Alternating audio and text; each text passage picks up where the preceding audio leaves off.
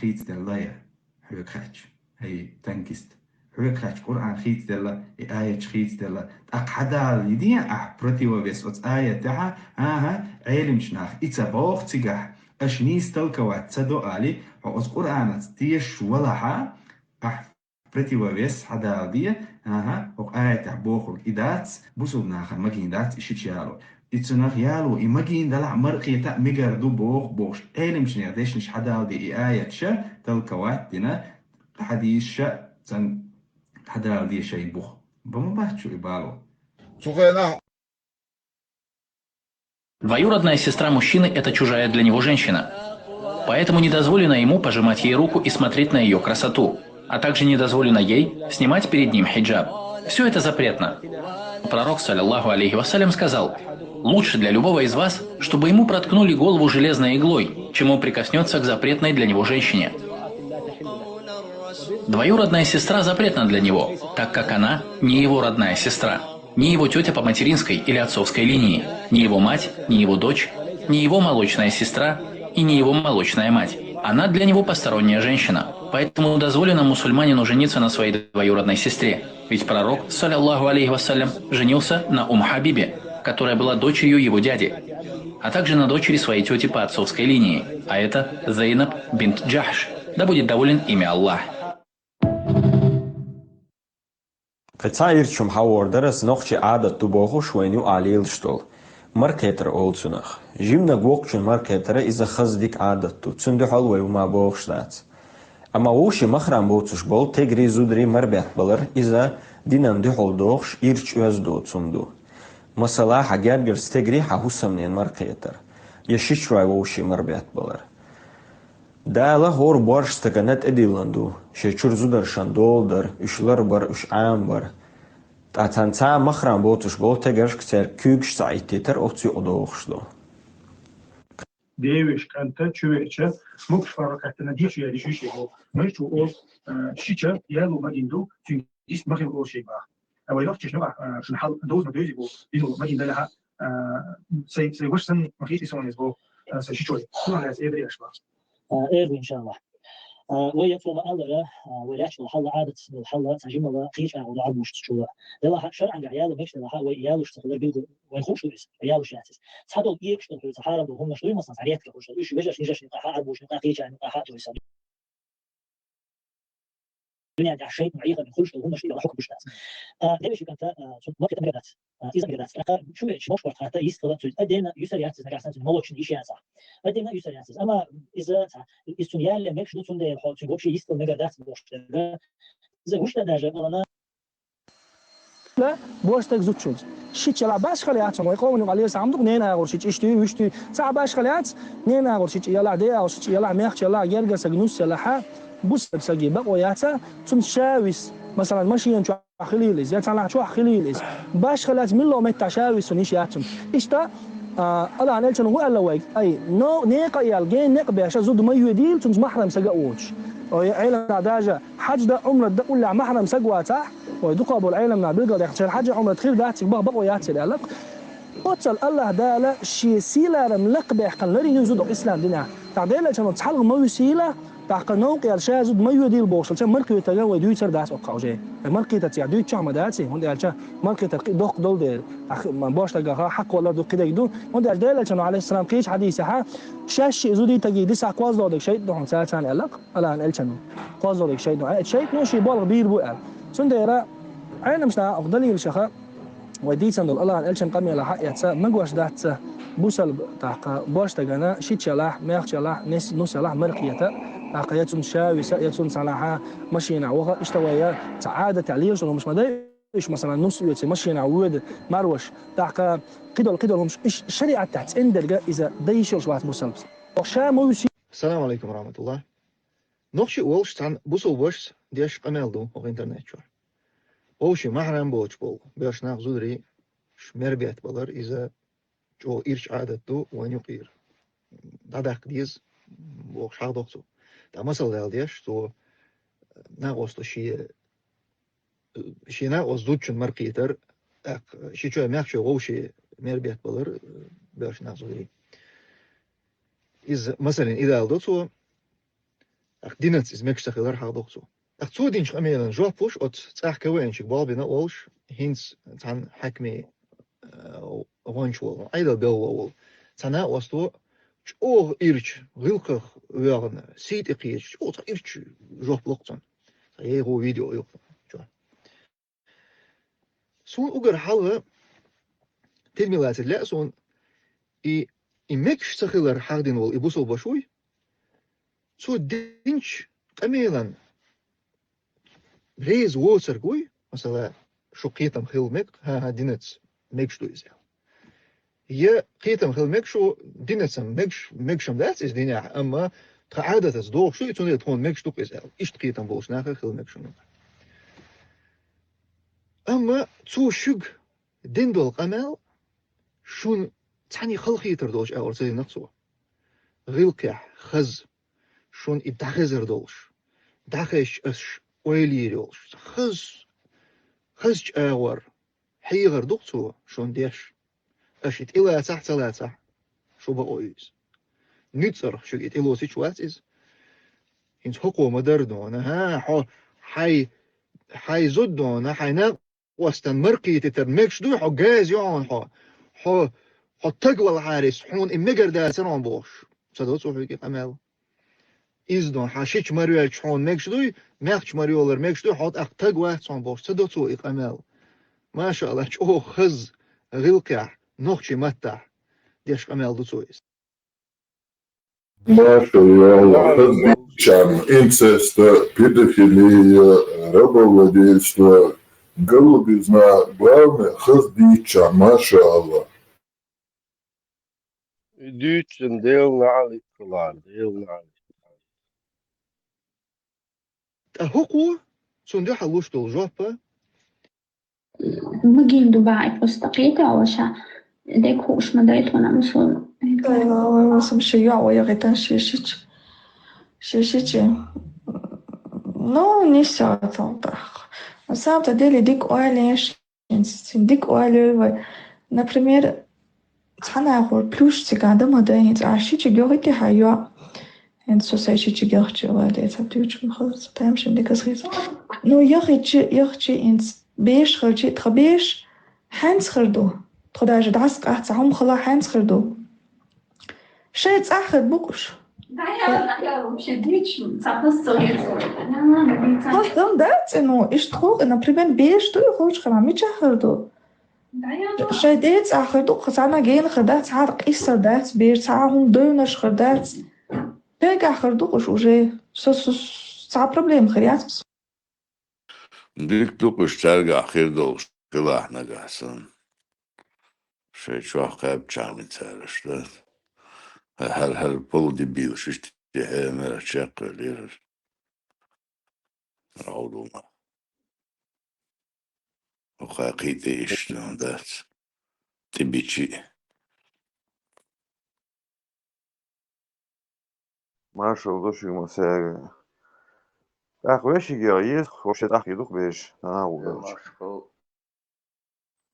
ما شلون вообще что тогда дичан дол штука язык что да язык что сюда и все что Самое интересное, Мария Кармек шляется, делаем бирж, да это еще, да не еще. Тун свой бар, это нормально как бы? Тут уже это все нормально. خسخن دو غلق دوكس تم خسخن دو غلق دوكس Вертицо шашен и мирбеч, да, настолько глупый и нелепо выглядит они, да, сейчас агюценерса. Мартышка шкинеон, так галстук пиджакел, умный вид. Что на того? Zaten jadok şu kızarlar kişi, örtü bazı kişiler yapmak kestiyon şu. مغرى مود مخ قيد مصديتك малыш там брат видишь что это Озабоченный бабушка. Иракский сын. ведь чё их канахан тихо чихо все уже молочно ухо Прыжки море. да Я. Тело телохранитель, кино генерал Кевин Костнер oldu şu an. جنبه ما يعدوش أماليش يعني ناقد شو تربص سرني نيتو إنه أنا خزدور شو هم وهم Evet, ناقدش ليهم Moskova чуахил еще чуахил дюйс до самого, что не Macron если он и говорит, знаешь, чуахил дюйс. Macron satıyor derse газы üst sohbet. Газ гала yürüyüş постоянно от газ от üst sohbet sana короче, перепрыгнул üst, короче, dia yok işte, sakın diyor yok işte. Çok делал işte. Газ yürüyüşsün отца işte. Короче, пелкшейрош, короче, ну, грубо говоря, образно говоря. Üst Тоги, лабо газно. Цхор что костер, да, дум я ир могу костер. сказать. Тоги Иду окай барбо. хульштек, да, има и ночи рилок, и ночи хуман тема койден, и от стюрен те авто, занять днеш. Са хульштек, да. И сейчас, да, има, и, короче говоря, на виду дол, да. И уже масса битсбел, аргумент, видишь, аргумент. Сколько дольше, да, че, юридически.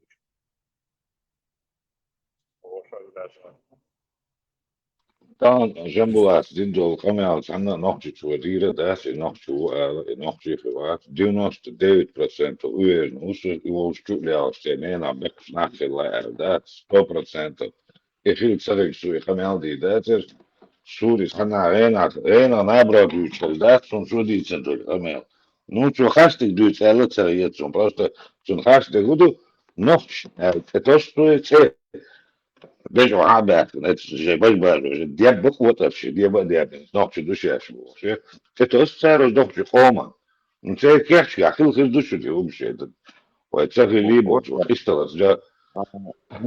نه Veja. ناقد أربوس نوخ شقيت يعني ناقد أربوغ نان مريولن بوغ دو أربو بناتي أتسيغا ونوخ بناتي إشتات هو نه ناقد يرزن يخن تخيش متخلي خيش خلي عايزم تانا خزو ما ده تو تاشير ده قاعده وين خوج ده هرش نبرو حال بيتو просто شينا تو روح بيشور سون تانا خزم ده اسلي خلي اخي تو مثلا حيجه هرش انترنت مثلا تو يتنيل لين دوبشي سونم تكرينه شنخا اليش سيوشر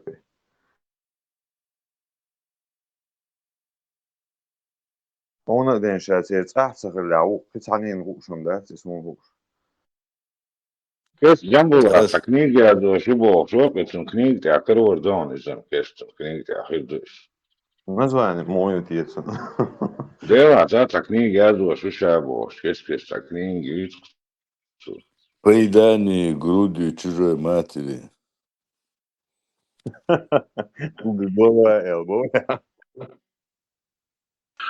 Вот человеку, который это говорил, хочу напомнить другую чеченскую традицию, когда кровник мог ворваться в дом своего врага. Дотянуться до груди. После этого он прощался. Сказание об этой традиции сохранилось до конца 20 века. Мы все об этом слышали, и взрослые, и младшие. И когда говорили об этой традиции, никто это не считал аморальным, никто из этого не смеялся, все это воспринимали как святость, к которой примкнул этот кровник, и два врага стали молочными братьями. После этого он не мог его убить, и он прощался. Вот нужно вспоминать про такие традиции. Я себе не представляю, каким образом это происходило, но если есть сказание об этом, знаешь, каким-то образом это происходило. Может быть, это было какое-то условное действие, а вероятнее всего в основе этого было реальное действие. Иначе из-за условности врага не прощали бы, тем более кровного врага. То есть, когда кто-то решил опорочить мать Провену, он должен, как бы, прежде чем искать соринку в чужом глазу, как говорится, нужно увидеть бревно в собственном глазу. Или не надо плеваться в колодец, из которого ты пьешь.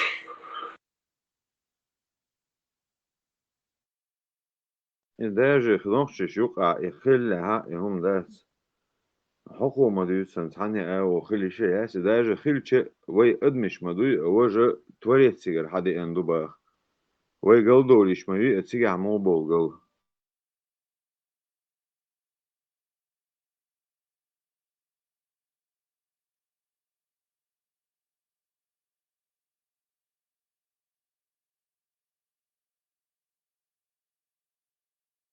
يقطع مدى مخرام ميوش وزود أول أسر ينالوجنش مسألة سر مخرام باش إيش دارت أمي وش مسألة سر شيء غاز رادو باش خلوش تيوخ مبو ياش خلو خلو تيسي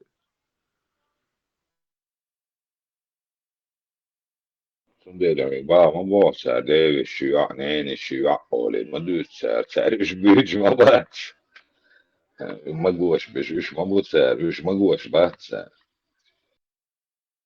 صراحة حكيت يعني نيني شبير صون هاي ديو دنستون انستخيل شو عخلي خاص صونا تون نيني شبير نم نوجب بيحكي خلدو ديو شبير لا ده ديو شبير سن واحد عزابر يا شي شو دي سرشتوش عار نين شبير شو عخل شو نين شبير سان يا بيحكي نين شبير سليلن بتفهمتا نيخ يا شو يعمو خل تونا برات بيحكي خل بوش وتيجي عداء أو نين أو تعمل بوش مو مجالي شو خوي ديو شيء نين دي شيء نين شيء يو go ما دي سأس من الله يلا ميك شو سيرس هذا إيش يولجر إيش شيء هاي عند تهتن أبوش نزود الشوقي خواتن يالي مجين دعوات وشوف из айлерис и манелер да и те логики es просто те логики сопоставить ой это мозг круглох مش حنت اويليش وفينا تسار اول نسيا شو تسارين اول نسيو تسار قانا حشو عدل بس وجاي لها داوي شو هون مجي شي حد عدل عدي لي خا يجري له دعم دي لا داوي شو بوخ لهم دعو ولا خير ده مش بدينا بس بوخ دي عنده اوتو خير ما ده انا برو برستولاش عن داوي شو يالش يالون ميك شو دي مال اي عاوز يقع ين ده شي هما ياسس وجاي لها شو دعو شو تسار وجاي خير يمكن وشو يال وشليره وشو ده ما جوردو قد هون قايو قدوش ما دو يتسالهمش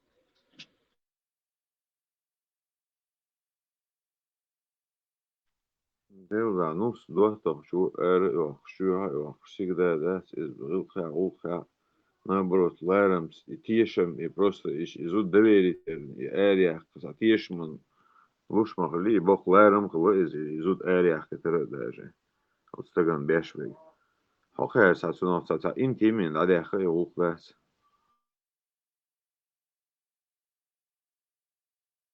أبو بكر وش شوش موي هون ديالو تخيل شنو شنو قالي شوش موي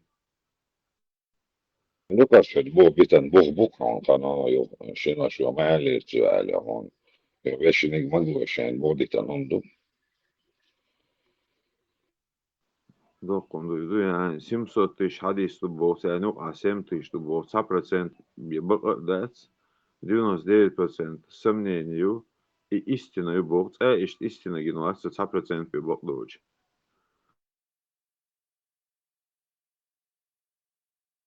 Фичи для чего этот надо, диться язда, хулк дол шаздин, то есть диться язда примерно бас, надо если иначе, мексту и больше. Но для чего это было написано, и душу интересно. شيء إمبيري قولشنا شيء إمبيري حلا بولشنا شيء ديز مال ديز كانوا دين دايز نخ ودي بسه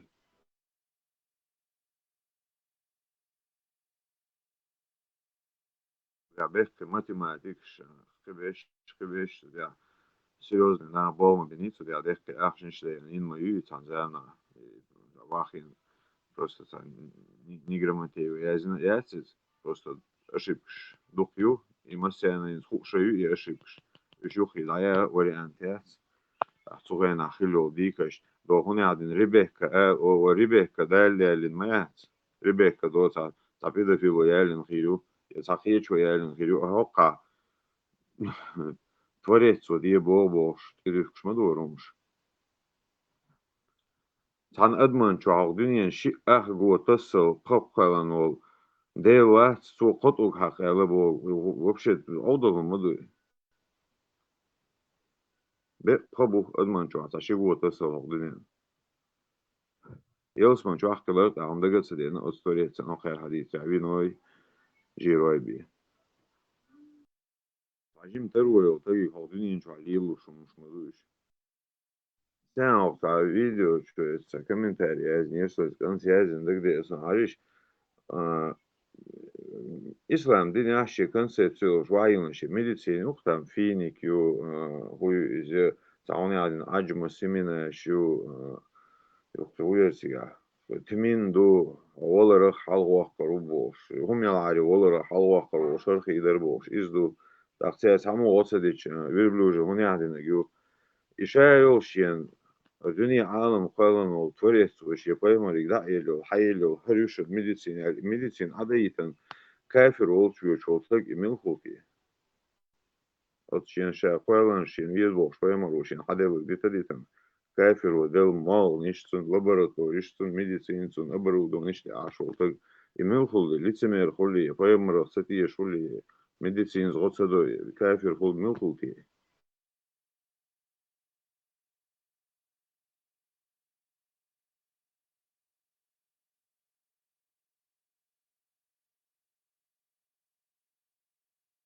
Eiland tegen graag dierstaat, feest aan de nog want graag neer eiland tegen eiland tegen Ruba eiland tegen graag diersbaar. Amigo eiland tegen just eeuw elit wat zo eiland tegen graag zo eiland tegen diersbaar. Eiland tegen graag diers de mijau eiland tegen daar maar zo hebben de آخر جاب سنتر وصل فوتبول لكاش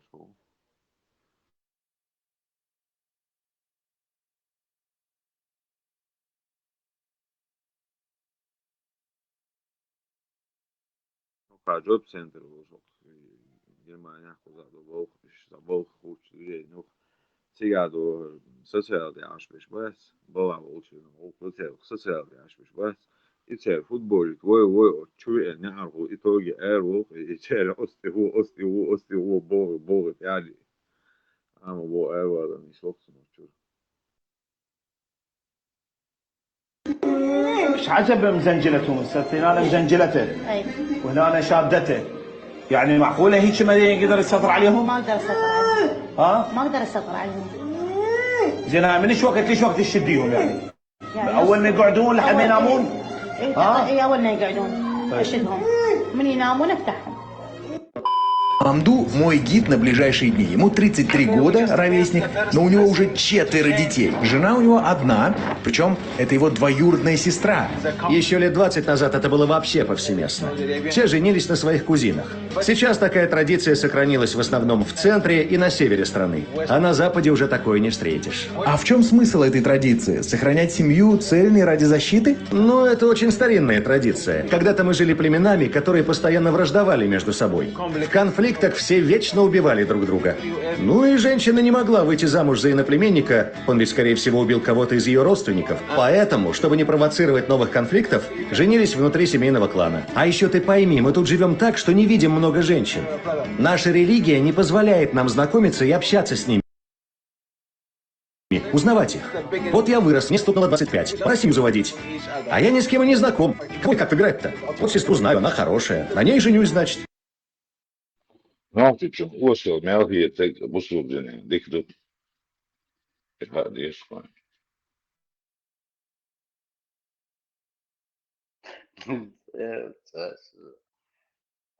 Хотел как, мекшли, но шурнаш, мал мекшли бог. Сажим, нормально, да, ундасти, а горсу. It's кому-то вот бутосно. Чаума дасти, нормально. Машалла, архаит мегардока. Понимаешь, чеченок в эфире, ты своей дочери дал бы сидеть с 7 мужчинами в эфире. Почему не относишься к ним так, как хотел бы? Ну и что? Со мной в эфире 7 мужчин сидят мои братья. Если туда чеченка поднимется, это будет нашей сестрой. У нас нету таких мыслей, как у вас. Сразу группой отъебать ее. Конечно, среди вас мы не позволим своим дочерям сидеть, но среди наших чеченских мужчин, парней, ребят, их сестры, то есть наши дочери, будут сидеть, конечно же. И ничего там плохого нету. Так мы созданы Богом.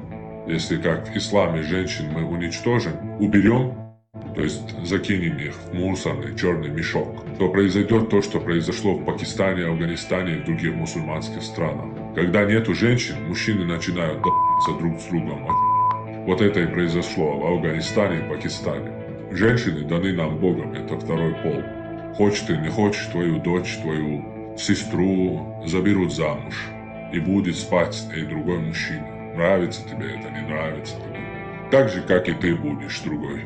С чьей-то сестрой, с чьей-то с дочерью спать. Но если бы у тебя были бы помыслы чисты, и ты бы считал это занятием любовью, а не заниманием вот этим сексом похотливым, то ты так не думал бы. У тебя уровень похотливой шлюхи, поэтому ты так размышляешь.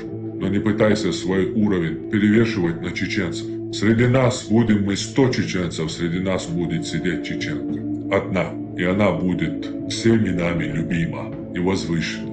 И у нее будет равное слово среди нас.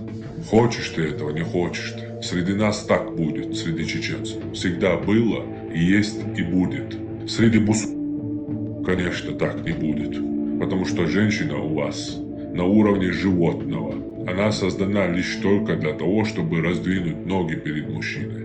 Но свои культурные особенности не надо на чеченцев перевешивать. Посадите своих женщин в мешочки, закрепите их на цепи и долбите друг с другом. Но на нас это все не надо перевешивать. Спасибо. Салам алейкум.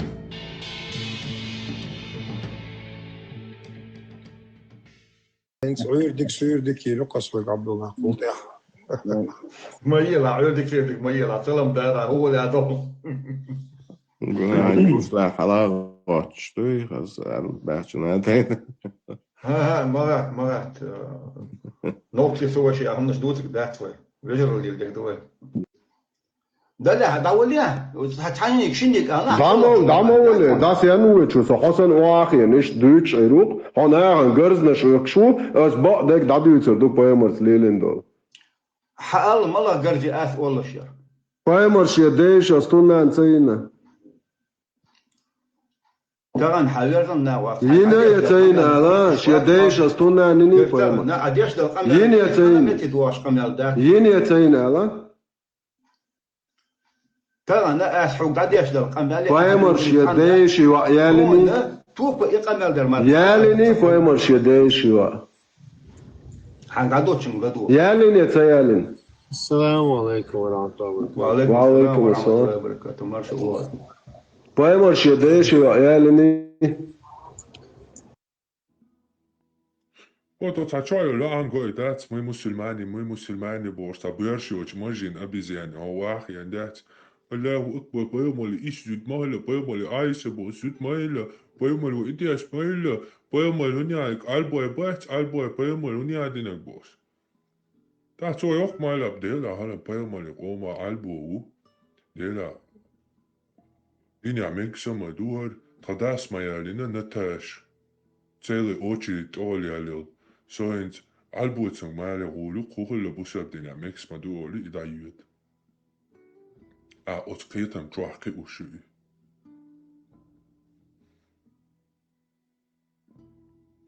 Way preigratina, way ieshina. Uma dat. Ieshu schul. Duche ma hausish. Hodunien troa duk amnashan nistele ieshush. Ju metruch. Door in mijn huis, dat is die al schon, hè. Dat is al dat schon. Is echt allemaal daar liter. Metro had de isho, maar dat shukar amadu. Het smas zijn en er zijn reiske hoe uur, turkal hoe uur schwa, arbeidschul hoe uur schwa. Juktichul hoe uur schwa ha. Pakistan zal London ja meer weten wil. Hoe u zo ha. пятерочки чур, охране алхилек халца уэлуш. Хундву. Хунд. Хоцаби хундват, оз дина виш, худунян чуа. Таутуй, мегардат. Ох, бош. Адвокат, прокурор, таутуй. Хоцаби хундват, оз на тишвик. Самуала, Самуала. Масана тол хунду хадин.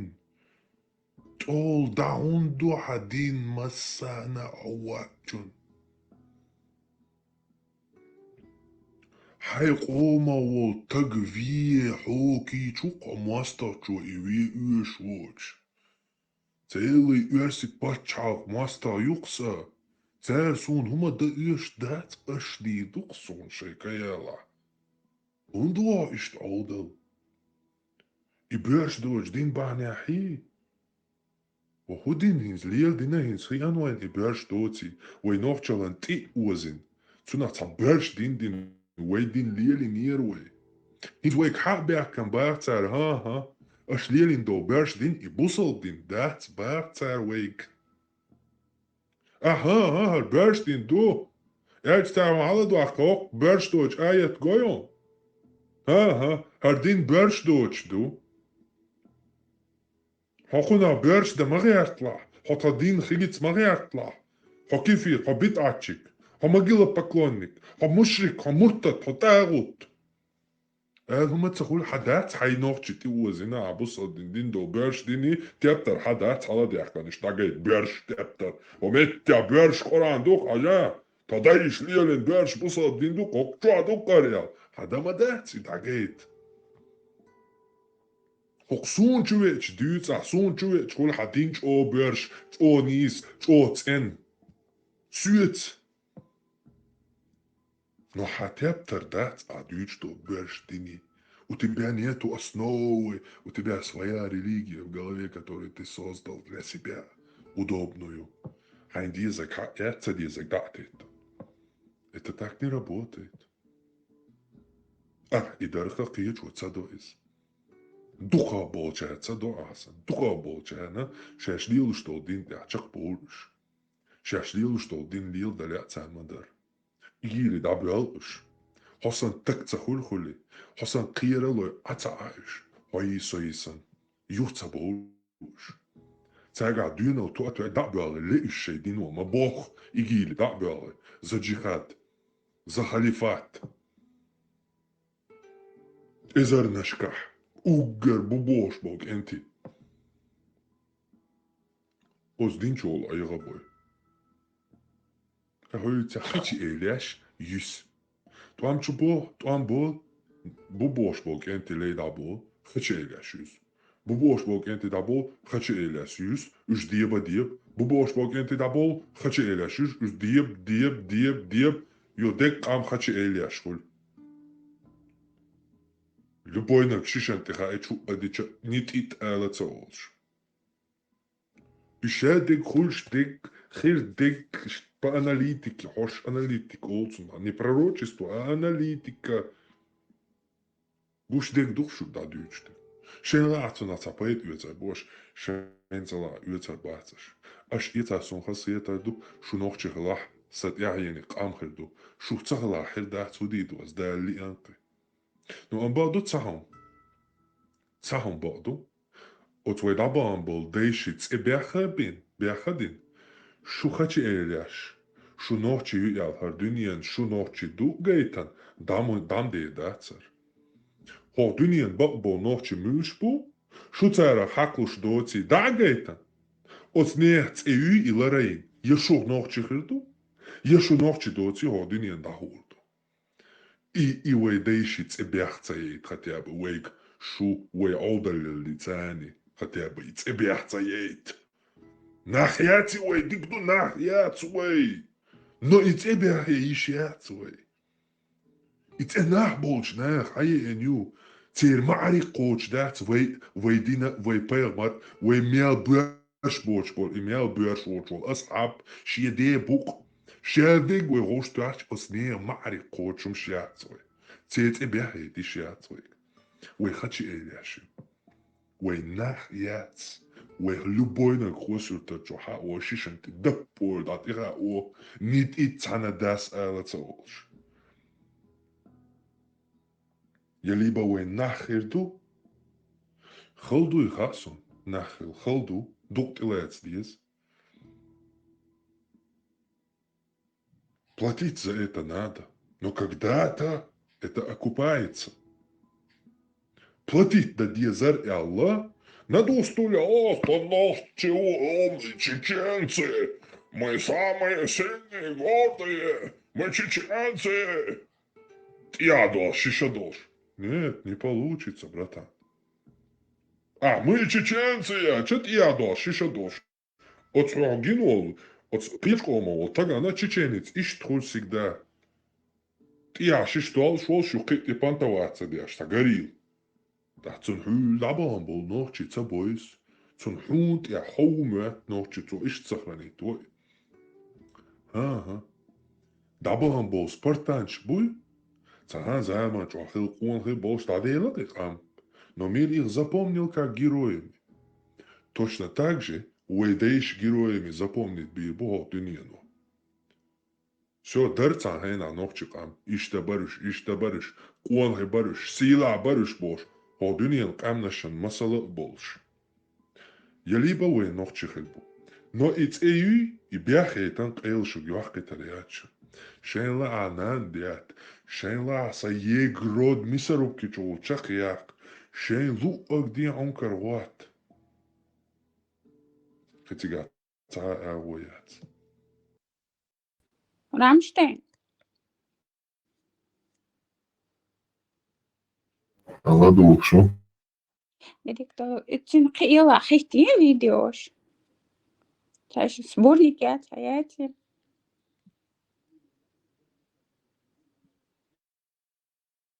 Док, я. В России жить лучше, чем в Европе. Там меньше цензуры и бюрократии. А европейским странам нужен такой же руководитель, как Путин. Не часто услышишь такое мнение от европейских политиков. Но есть и такие. Есть кое-что, что объединяет их. Это русские жены.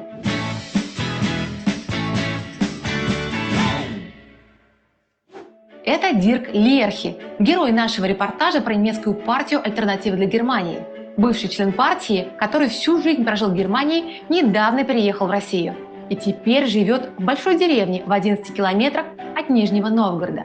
У него там свой дом и участок 10 соток, на котором немец стрижет газон и ухаживает за фруктовыми деревьями. Жизнь в России ему очень нравится. Жить там проще. Я могу позволить себе говорить и делать, что мне хочется.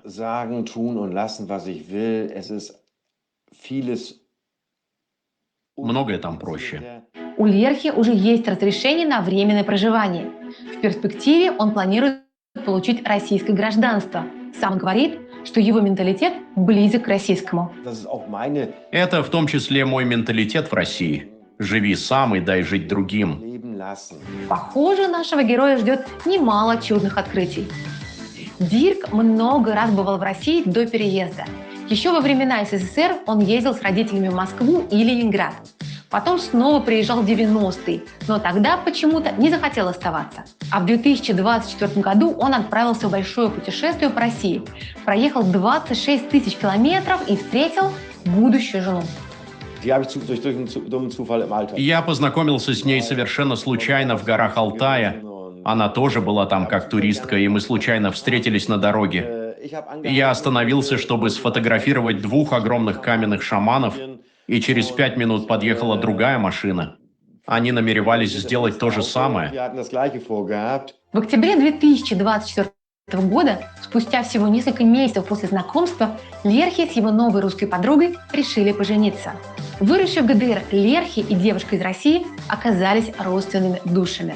О своей жене политик рассказывает не слишком много.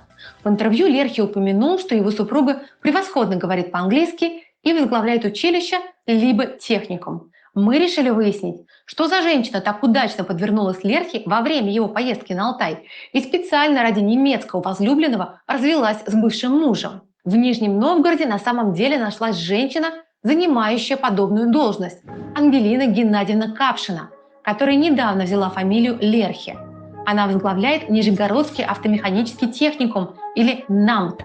Этот техникум является базовым учебным заведением завода ГАЗ Олега Дерипаски, хотя формально техникум государственный, то есть бюджетный. Вот здесь, например, директор завода дарит НАМТу «Газель», а ключи от машины принимает сама Лерхи. Группа ГАЗ входит в холдинг Дерипаски «Русские машины». Обе компании находятся под санкциями ряда государств за поддержку войны с Украиной, в частности, за производство оружия. Самого олигарха в США подозревают в отмывании денег Путина и вмешательстве в американские выборы. Ангелина Лерхи руководит техникумом ГАЗа 11 с лишним лет. Она была назначена на пост директора осенью 2014 года. Капшина Лерхи – типичная директриса российского учебного заведения, хорошо понимает повестку. Она ходит на митинги под флагами «Единой России», приглашает в свой техникум так называемых героев СВО и записывает ролики на фоне портрета Путина. Желаю вам в новом году счастья, здоровья, успехов и, конечно же, места для большого чуда.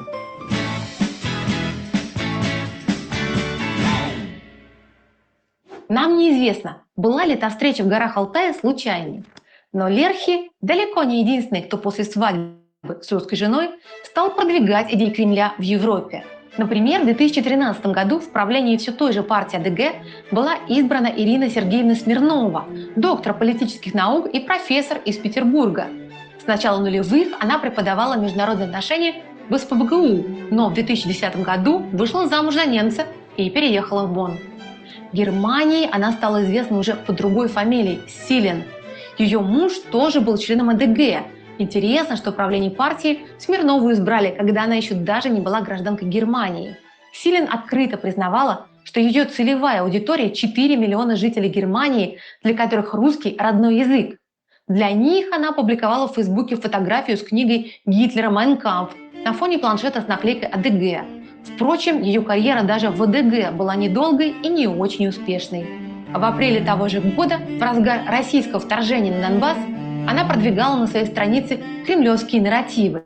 Например, рассказывала, что почти вся территория Украины – это подарки русских царей и советских вождей. Потом она активно собирала деньги для страдающих детей Донбасса, намекала, что Украина причастна к крушению малазийского Боинга, и уже в 2014 году употребляла слово «денацификация», хоть и на немецком.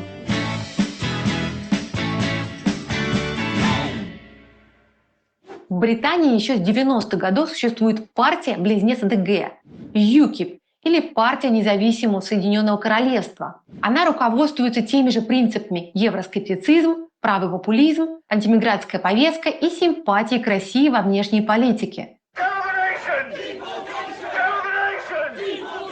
Одним из основателей, а затем лидеров ЮКИП был нынешний член британского парламента, пожалуй, самый известный британский правый Найджел Фараж. А главным спонсором партии выступал британский бизнесмен Аарон Бэнкс. В преддверии референдума по Брекситу он неоднократно встречался с сотрудниками посольства России в Лондоне. В частности, с бывшим послом России в Великобритании Александром Яковенко, с которым бизнесмена связывали дружеские отношения. По данным источников, Москва предложила Бэнксу выгодные инвестиции в добычу золота и алмазов России и покупку доли в Алросе в обмен на поддержку Брексита. В 2016 году Бэнкс пожертвовал на Брексит 8 миллионов фунтов стерлингов. Это крупнейшее пожертвование на политические цели в истории Великобритании. А всего через 3 недели после референдума один из фондов, связанный с компанией делового партнера Бэнкса, купил у правительства России акции той самой Алросы с солидной скидкой. Представители Бэнкса утверждали, что он тут ни при чем, и никаких связей с Россией у него не было. Хотя нам известно, что Бэнкс также встречался с российским дипломатом Александром Удодом. Он известен тем, что власти Британии заподозрили его в шпионаже и выслали из страны после отравления Скрипалей. Помимо интереса к золотым и алмазным рудникам, Бэнкса связывает с Россией еще кое-что, а именно русская жена Екатерина Поддерина, она же Катя Бэнкс, родом из Екатеринбурга. Мать Кати была директрисой гимназии номер 70, а отец служил чиновником в фонде имущества Свердловской области. Но их зарплат в нищие 90-е годы хватило, чтобы отправить дочь на учебу в Великобританию. Поделина уехала в Портсмут, чтобы поступить в местный университет.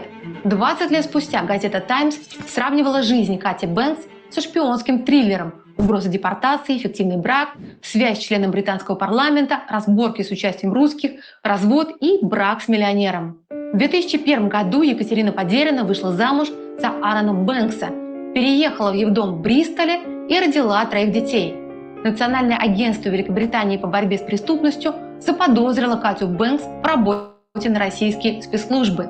Как писала в 2010 году газета «Телеграф», российские спецслужбы тогда считали эффективным использование медовых ловушек, то есть женщин-агентов, которые соблазняют влиятельных западных политиков, бизнесменов и дипломатов с целью сбора информации и проведения различных операций. Была ли таким агентом Катя Бэнкс, до сих пор точно неизвестно, но доказательства этому в Британии не нашли. Она заявила изданию «Урару», что шпионский скандал только веселит семью, а сама Катя Бэнкс повесила на свой Range Rover номер Ми-5 Spy, то есть секретный шпион Ми-5. Но в 2022 году журналистка Observer и Guardian Кэрол Кадуолдер рассказывала, что получила досье на Катю Бэнкс. В досье, в частности, говорилось, что она въехала в Великобританию по паспорту, номер которого последовательно совпадал с номером документа некой Екатерины Цатули-Ветер, с которой связан еще один шпионский скандал. Цатули-Ветер была помощницей члена британского парламента Майкла Хэнкока, близкого друга Кати Бэнкс. Цатули-Ветер имела доступ к личной переписке Хэнкока и была секретарем Всемирной группы по России в парламенте Великобритании. Британская разведка Ми-5 считала Цатули-Ветер агентом, который передает данные СВР. Она была арестована, и ей тоже грозила депортация, но суд признал ее невиновной. То, что у Кати Бэнкс и Екатерины Цатули-Ветер практически совпадают номера загранпаспортов, тогда не вызвало подозрений. Но можно вспомнить, что именно по схожим номерам паспортов журналисты-расследователи «Инсайдер» в свое время вычислили отравителей Скрипалей у сотрудников ГРУ с поставными именами Петров и Баширов. Заграничные паспорта, по которым им были куплены билеты в Лондон, отличались друг от друга только последней цифрой. Вы работаете в ГРУ? А вы работаете в ГРУ? Я нет, а вы? Я нет. И я нет.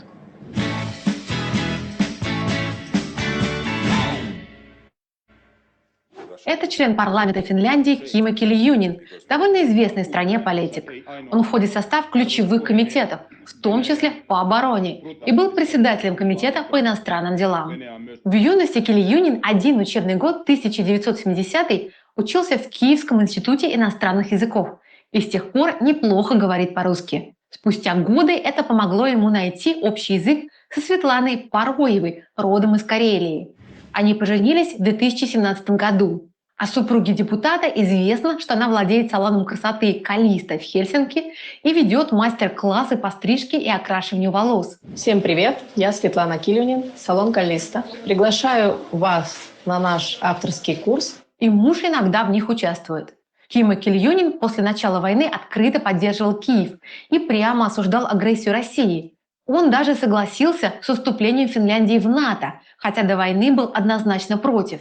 В феврале 2024 года, в годовщину российского вторжения, Кильюнин держал украинский флаг вместе с 2 беженцами и 2 депутатами Верховной Рады. Его жена лайкнула эту публикацию. В марте того же года депутат посетил выборы президента России в российском посольстве в Хельсинки и поддержал тех, кто держал бело-синий флаг, назвав его флагом свободной России. Финский депутат симпатизировал и Навальному и неоднократно встречался с Михаилом Ходорковским. Кроме того, Финляндию по его приглашению посещали Юлия Навальная и Владимир Кара-Мурза. Может показаться, что Кильюнин занимает однозначно антипутинскую позицию, но это не так. В ноябре 2024 года он попал на видео, на котором озвучивал вполне кремлевские нарративы членам Александровского общества. Формально это общественная организация, которая занимается защитой прав русских и русскоязычных жителей Финляндии. Она появилась только в 2024 году и тут же обратилась с информационной поддержкой в МИД России. Устав организации осуждает войну как таковую, но ее члены никогда не протестовали против вторжения России в Украину. Вместо этого они выдвигают претензии правительству Финляндии. Более того, названо это общество в честь царя Александра II, при котором Финляндия хоть и получила частичную автономию, но была частью Российской империи. Перед носителями таких идей и решил выступить Кили Юнин. Он заявил, что закрытие границы Финляндии с Россией является нарушением прав человека, а закон, запрещающий россиянам покупать недвижимость в Финляндии, и вовсе российский. Депутат также высказался против негативного освещения России в финских СМИ. Напомним, что Финляндии пришлось закрыть российскую границу после того, как Россия начала свозить к пропускным пунктам нелегальных мигрантов, чтобы дестабилизировать обстановку в недружественной стране. После такого выступления Кили Юнину пришлось публично извиняться, а затем и вовсе оставить пост председателя комитета по иностранным делам. При этом он до сих пор остается членом парламента. Кстати, Светлана Кили Юнин публично защищала супруга в финских СМИ. Она заявила, что любит своего мужа, и добавила, что многие люди действительно страдают из-за закрытия границ.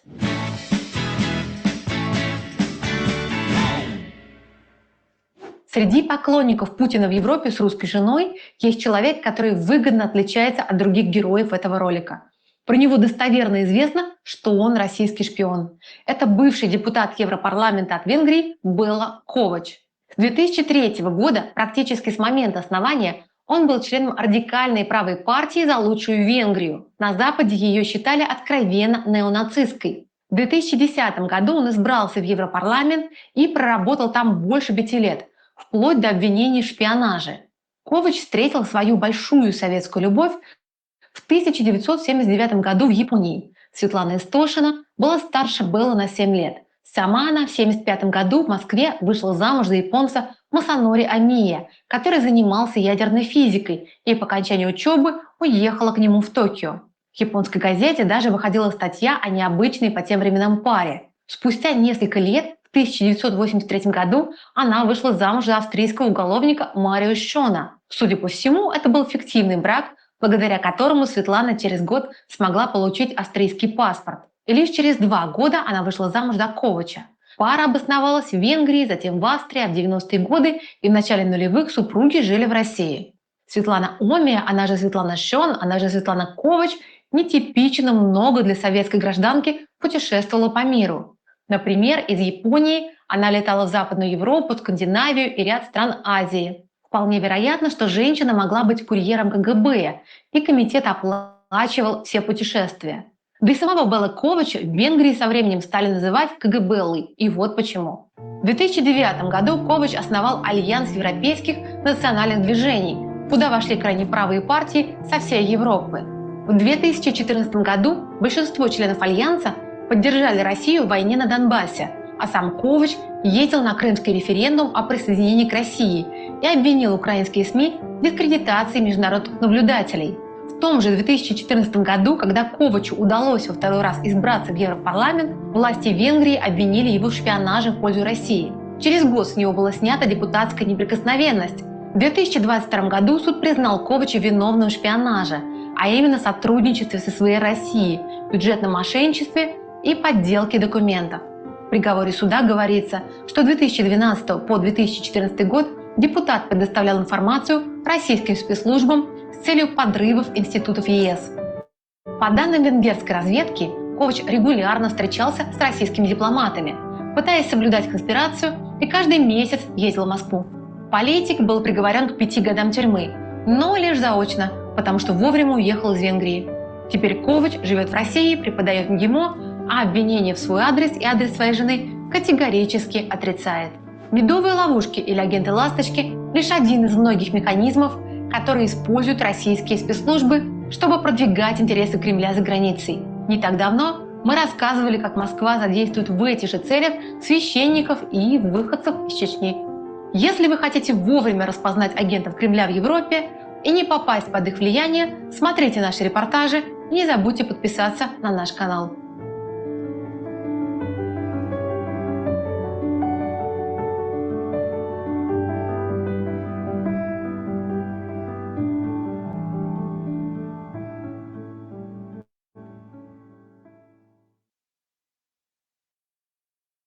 Убежище, Войны, конечно. там, эти ракеты.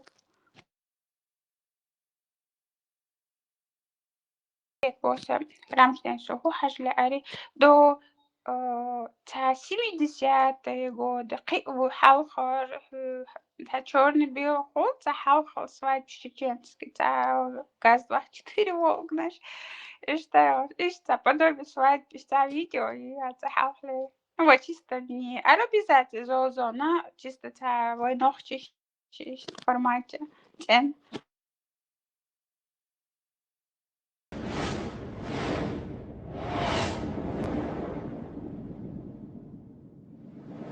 Будут такие люди, которые будут опровергать тебя, о посланник Аллаха, и своих учителей. Я понимаю.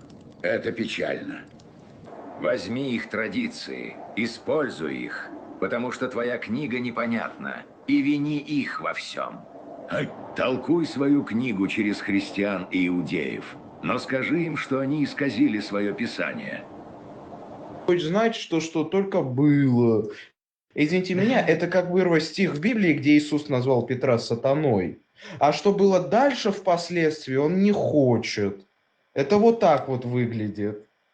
То бишь человек ведет себя как мусульманин. Ему не хочется контекст. Не, верните его, плиз, реально. Давайте он одно и то же повторяет, одно и то же. Ему приводит аргумент, он не понимает, зачем его приводить. Зачем его слушать, если он не понимает? Приведешь, он будет повторять то же самое. И христианство бизнес, вон там одна церковь, вспомните, давайте, когда одна церковь там брала взятки. А давайте вспомним, когда вот ему скажут, хорошо, вспомним одного казаха, который продал носу. Значит, все казахи продают носу, по-твоему? Он скажет, да нет, при чем тут Надя? Я вот твой народ люблю, а ты мой народ не любишь. Это что вообще такое? Нет, ну понятное дело, ну... Красавчик, Антик, красавчик. Ну, шикарно, да. Вот к нам зашли. Ну что, атеисты ислам еще зашел есть? к нам. Все, уже же тема про ислам, ребята. Все, закрываем. Атеисты интереснее. К нам зашел ислам. Подожди, иди вон Нитрогену в чат, иди у него там сидит. Да, я постоянно у Нитрогена. Все, помолчите, отдохните, что ты очень много разговаривал. Ислам, у вас есть что-то к нам задать, вопрос какой-нибудь? Здравствуйте. Здравствуйте. Какая цель эфира? Малой, а можно цель эфира? А тебе сколько? Секунду, это подожди, это же... Мне кажется, это девушка. Это девушка. Я девушка, сам ты малой. Да, все. Простите. Да, у нас цель эфира такая. Ислам. Вы мусульманка? Да. Альхамдулилла. Вы сделали обрезание клитора? Это не обязательно. Ну, не обязательно, но честь для женщины и для мужа. Хорошо, я просто акиду вашу хотел проверить. Ибн Таймия говорит, что те женщины, татарки, франки, то есть европейки, которые не обрезаны там, больше шлюхи, чем мусульманские я не женщины, татарка. которые обрезаны. Поэтому хотел. Я с Казахстана. Татарка, Ибн Таймия в 13 веке жил, татарка он имел в виду тюркские женщины, то есть не мусульманки тогда. А ихние мусульманки, они типа обрезаны, поэтому не шлюхи. Не знаю. Я живу как хочу, имеется в виду. Не по можно и... то, что там было сказано обрезание и обрезание. А ты знаешь, что Аллах тебе называет вагиной? Ты знаешь об этом? Смотрите, почему у вас такая аватарка? Я сейчас хочу сказать, что для меня, когда женщина-мусульманка приходит на мой чат, я их называю антитеррор. Знаешь, как их называю? Курица, которая защищает KFC.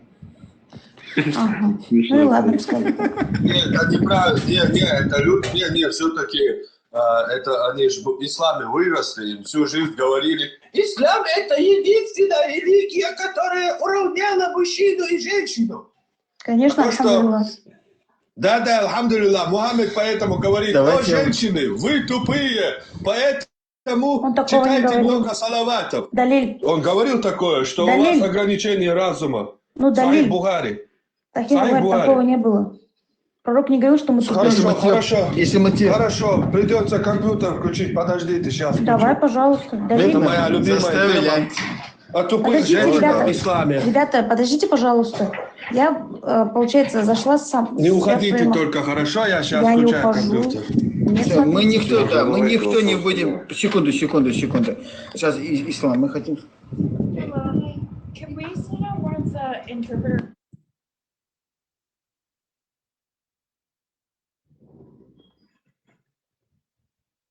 Да, ребят, вы говорите, сейчас, секунду, просто я занят, не на работе. А я хочу сказать, Ислам, что мы вообще не будем вмешиваться. Вот антитеррор будет с вами разговаривать. Да, Никто не вмешивается. Кто-то будет вмешиваться, я буду убирать. Я сразу говорю, я перепреждаю. Да. Никто Я не хочу вмешивается. просто далиль. Далиль. У меня просто книга вот сейчас в руке. Сахих Бухари, первый том, Сахих Муслим, второй.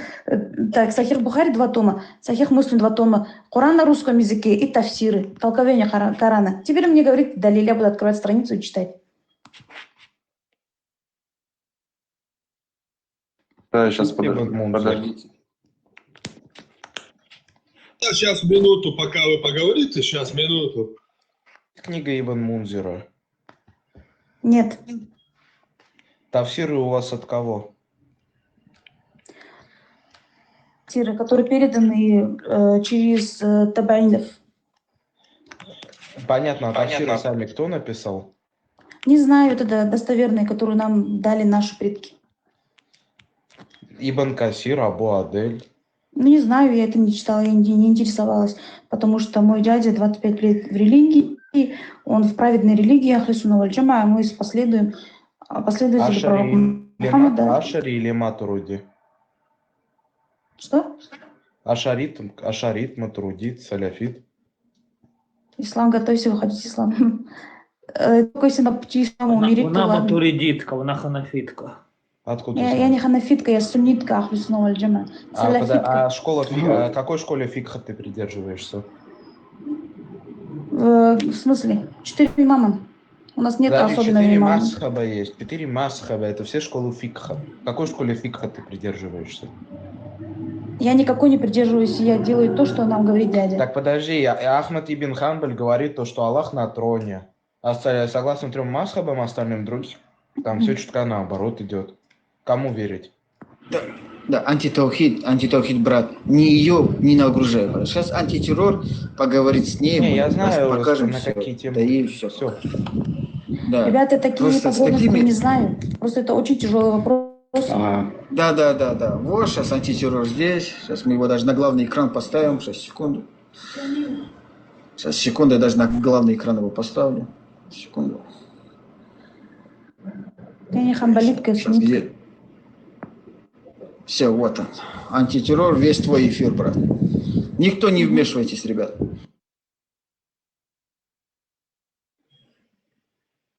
Террор, у вас микрофон. Тобе не слышно.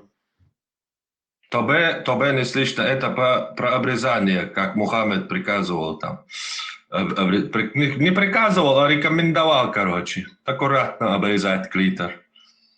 Это не так обязательно. В арабском... Не обязательно, я знаю, но чтобы не стало шлюхой, это делают. Знаю, чтобы у нее не было потребности.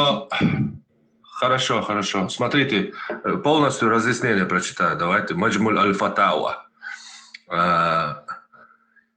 Ибн Таймию спросили о женщине, должна ли она проходить обрезание или нет. Он ответил, хвала Аллаху, да, она должна проходить обрезание. Ее обрезание заключается в том, чтобы отрезать верхнюю часть кожицы, похожую на гребень петуха, то есть клитор. Посланник Аллаха сказал женщине, проводившей обрезание, слегка срезай, но не усердствуй, ибо так будет лучше и более приятно для нее перед мужем.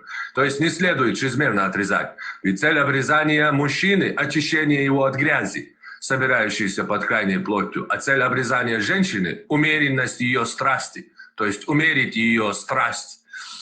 Если женщина не обрезана, то ее половое влечение сильнее. Именно поэтому в ругательствах говорят, то есть среди мусульман-арабов, в ругательствах говорят «О сын необрезанной женщины», то есть быть сыном необрезанной женщины – это оскорбление считается у них. Ведь такие женщины сильнее стремятся к мужчинам. По этой причине среди женщин татар, то есть тюрков, и франков, то есть европейцев, встречается больше разврата, чем среди женщин-мусульманок. Если же обрезание делают слишком усердно, то влечение ослабевает, и мужчина не получает желаемого. А если удалить без излишеств, то достигается умеренность. Аллах знает лучше. Маджмуль Фатава, 21 том, 114 страница. Хорошо. Так это же не обязательно. Ну, все, я не это- буду. Да, не обязательно. Но по Ибн Это Таймию не ваджиб. обязательно. Ибн Таймия говорит, что должна проходить. Ну, не суть, мы не об этом говорим. Смотрите, короче. Сахих аль-Бухари. Свидетельство женщины. Вы знаете, вот, например, вас изнасилуют, да, на улице, не дай бог. Мгм. И у вас нету свидетелей. На суде Да. шариатском будете вы одна, и будет тот, кого вы обвиняете, что он изнасиловал вас. То есть у вас Знаю. равные два свидетельства. Смотрите, что с вами будет тогда. 304 хадис. Сообщается, что Абу Саид аль-Худри сказал: однажды посланник Аллаха вышел к месту молитвы в день жертвоприношения, а затем, проходя мимо собравшихся женщин, остановился и обратился к ним с такими словами: «О, женщины, раздавайте милостыню, ибо поистине мне было дано увидеть, что вы составляете собой большинство из оказавшихся в аду». Они спросили: «Почему же, о посланник Аллаха?» Он ответил: «Потому что вы часто проклинаете людей и проявляете неблагодарность по отношению к своим мужьям. Не видел я никого из тех, кому недостает ума и совершенства в делах религии, кто мог бы, подобно любой из вас, до такой степени лишить разума благоразумного мужчину». Женщины спросили: «О посланник Аллаха, в чем же заключается наше несовершенство в делах и недостаток ума?» Он сказал: «Разве свидетельство женщины не приравнивается к половине свидетельства мужчины?» Они сказали: «Да». Он сказал: «Это и указывает на недостаток ее ума, то есть недоразвитость. А разве женщине не следует прекращать молиться и поститься, когда у нее начинаются месячные?» Они сказали: «Да». Он сказал: «А это указывает на ее несовершенство в делах религии». Также Сахих Муслима, 79 хадис. То есть свидетельство женщины приравнивается, также есть аят в Коране, приравнивается к половине свидетельства мужчины. То есть если с вами не будет каких-то свидетелей, то ваше свидетельство против свидетельства мужчины, оно только наполовину. То есть мужчина выиграет на суде, и вы будете обвинены, вы будете наказаны за то, что ложно обвинили мужчину, если вас изнасилуют и не будет свидетелей. Я знаю это. Если будет... Я могу еще зачитывать, как он оскорбляет женщин. Хотите? Он оскорблял не нас, а женщин, которые были при нем. Он оскорблял вас, именно женщин в общем. Но не нас же, которые сейчас. Да всех, любую женщину. Он прямо в Коране написано, что у вас недостаток ума. И ваше свидетельство только половина свидетельства мужчины. Любой женщины. Нас Всевышний создал с недостатком умом, чтобы мы... Все, вы меня просили далил, я вам далил привел. Еще приведу. Хотите, как он вас оскорблял? С ослами вас сравнивал. Хотите? Хотите ощутить себя ослом на секунду? Ну, пускай ради Аллаха буду ослом. Ну тогда, что вы далилы у меня просите? А дело в том, что вы говорите в грубом фоне. Это раз. Во-вторых, зачем этого человека, который был, как его, Life KZ, вы его нацию оскорбляли? Хотя я сама Где сказала, мы его я не видела нацию? таких. Аузу билля. Скажи мне, пожалуйста, знаешь, в чем заключается... Подожди, ты знаешь, в чем заключается проблема индукции? Я такими вещами не интересуюсь. Мне интересно, почему такая аватарка стоит у ведущего. Скажи мне, пожалуйста, почему тогда он обобщает какую-то вот хрень? Извините меня, один какой-то поп сделал какую-то хрень. Причем тут все в христианство. Но мы ему привели аналогию. Я видел в интернете, как один казах... Антитоварищ, да это неинтересно, давайте про ислам я скажем. Понимаю, у него половина... Подожди, антитеррор, я понимаю... Да, давай про ислам, антитаухид. У него Не, мы осуждаем, мы не мусульмане, мы осуждаем. У нее полноценный ум, просто если она будет им пользоваться. Ислам, скажите, пожалуйста, как вы относитесь к тому, что твой пророк, ну, в кавычках пророк, конечно, никаким пророком он не является, просто неграмотный бедуин из 7 века. Но вы его считаете пророком. Пророк, ну, вы считаете, вы верите. Да, вы верите, я знаю, вы верите, что он пророк. Как вы относитесь к тому, что, как вы относитесь к тому, что он в суре 4, в аяте 24, дозволяет заниматься сексом с женщинами, которые замужем, и захватили их в плен мусульмане? В смысле, быть лесбиянкой? Нет. Как вы относитесь к тому, что твой пророк в Коране, суре 4, аят 24, дозволяет заниматься сексом с замужними женщинами, которых захватили мусульмане? Такого я не видела и не встречала. Ну, то есть я не знаю. Давайте откройте. Коран есть у вас? Тафсир есть у вас, а? Есть. Любой да. тафсир. Ибн Касира, Джалалейна, Куртуби, Подождите, я сейчас Асади, так- любой тафсир подождите. можете сразу открыть. Вот так я сейчас выйду, у меня там выйдет, что типа я, ну типа у меня сети нет. На самом деле, вас Хорошо, слышу. хорошо, не уходите только, не уходите Нет, только. я сейчас имею в Скажите виду свой выйду, ответ. зайду в Коран, в Саджде, и сейчас у меня выйдет там типа на аватарке, типа у меня сеть пропала. У меня сеть Хорошо, пропала, хорошо, вас мы слышу. знаем это, да. Будем Вы ждать говорите, вас. какой аят и какая суть. 4 сура, 24 аят.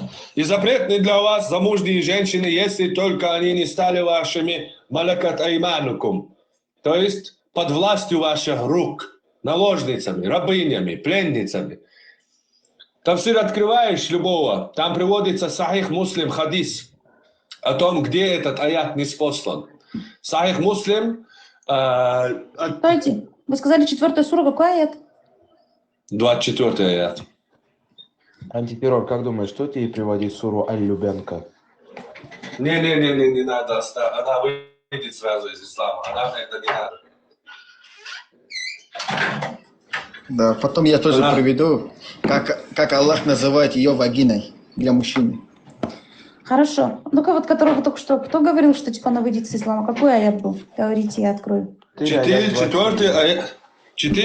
аят, сура 4, аят 24. Я поняла. А теперь он сказал, что типа какую суру преподнести, что она выйдет с ислама? Это 115 Не, подождите, это вообще он о другом, об этом не думайте. Скажите, как вы относитесь к этому? Пожалуйста, прочитайте тафсир Ибн Касира, там просто очень хорошо в Сахихе Муслима, который привел Ибн Касир, разъясняется, где этот аят ниспосланный, хорошо разъясняется и объясняется. Ну, давайте, если вы не можете, я вам прочитаю, хорошо? Угу. Давайте я выведу на экран и прочитаю вам. Сура 4, аят 24, да? Сура 4, аят 24.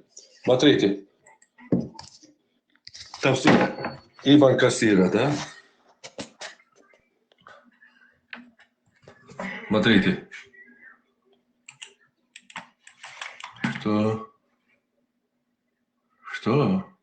Что случилось, Ле? Аллах Сейчас телевизор. Да, сейчас включился он. Ага, спасибо Аллах не хочет, чтобы он большое. показывал. Да. Аллах, баба. Смотрите. Говори так. Ну, это на моей, я сам отвечу, вы не переживайте, сестра. Я не хочу быть свидетелем. Смотрите. В смысле свидетель, да? Свидетель тому, что ты оскорбляешь моего Аллаха. Хорошо. Смотрите. Вот тут он приводит из Сахиха Муслима хадис, Ибн Касир.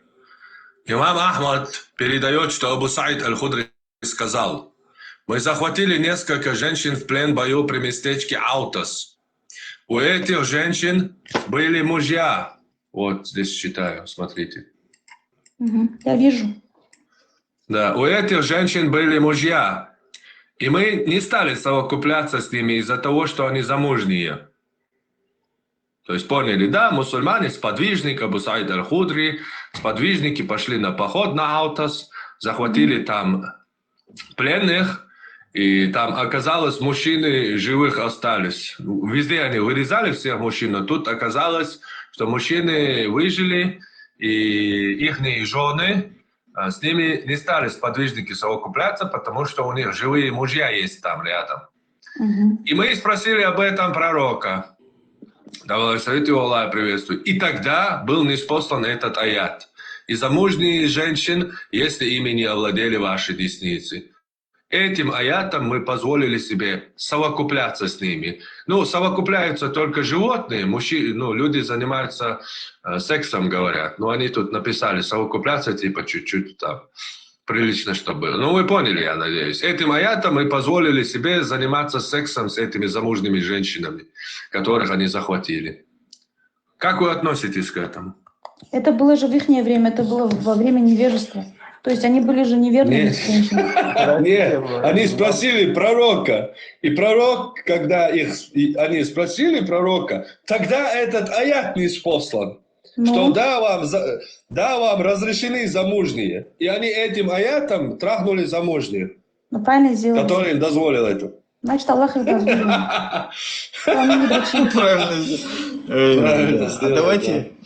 Давайте я тоже хочу пару. Давайте, вы сказали, подожди. Вы сказали, что вы казашка, да? Нет, я курдянка.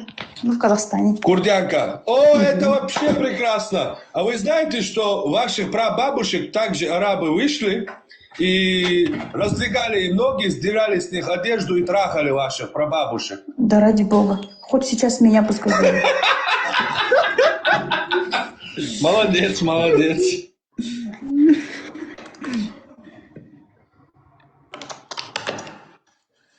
Что, жалко, что ли? Не, знаешь, это как было в СССР, теория стакана воды. Она полностью придерживается кажется, она этой порокла. теории. Не, знаешь, она полностью придерживается теории стакана воды. Да. И, кстати, 12 заповедей половых отношений пролетариата. Просто прочитайте, пожалуйста, вы от ислама ничем не отличите. Подождите. Она истинная мусульманка. Мне кажется, она порокла вообще мусульманка стала. Она истинная мусульманка, не обращайте внимания. А можно один вопрос? А вам чем мед больше нравится? Мед Мухаммада или мед вашего мужа? У меня нет мужа. Мне нравится мед пчелы. Не, личные вопросы все-таки некрасиво задавать. Ислам, скажите, пожалуйста, если бы вам было 9 лет и 53 года, Мухаммед пришел бы к вам, чтобы вы спали с ним, вы согласились бы 9 лет лечь под 53-летнего мужика, старика? Нет, конечно. Аллах его не дозволил. Можно я задам? Как не дозволил? Подождите, пожалуйста. Как не дозволил? Мухаммад 6 лет женился на Айше, 9 лет, когда ей исполнилось, прямо в ее доме, на ее кровати ее трахнул. Потому что это сейчас не наше время. Давайте про другие вопросы. Чего у вас? Да какая разница, какие времена? Что 1400 лет назад были?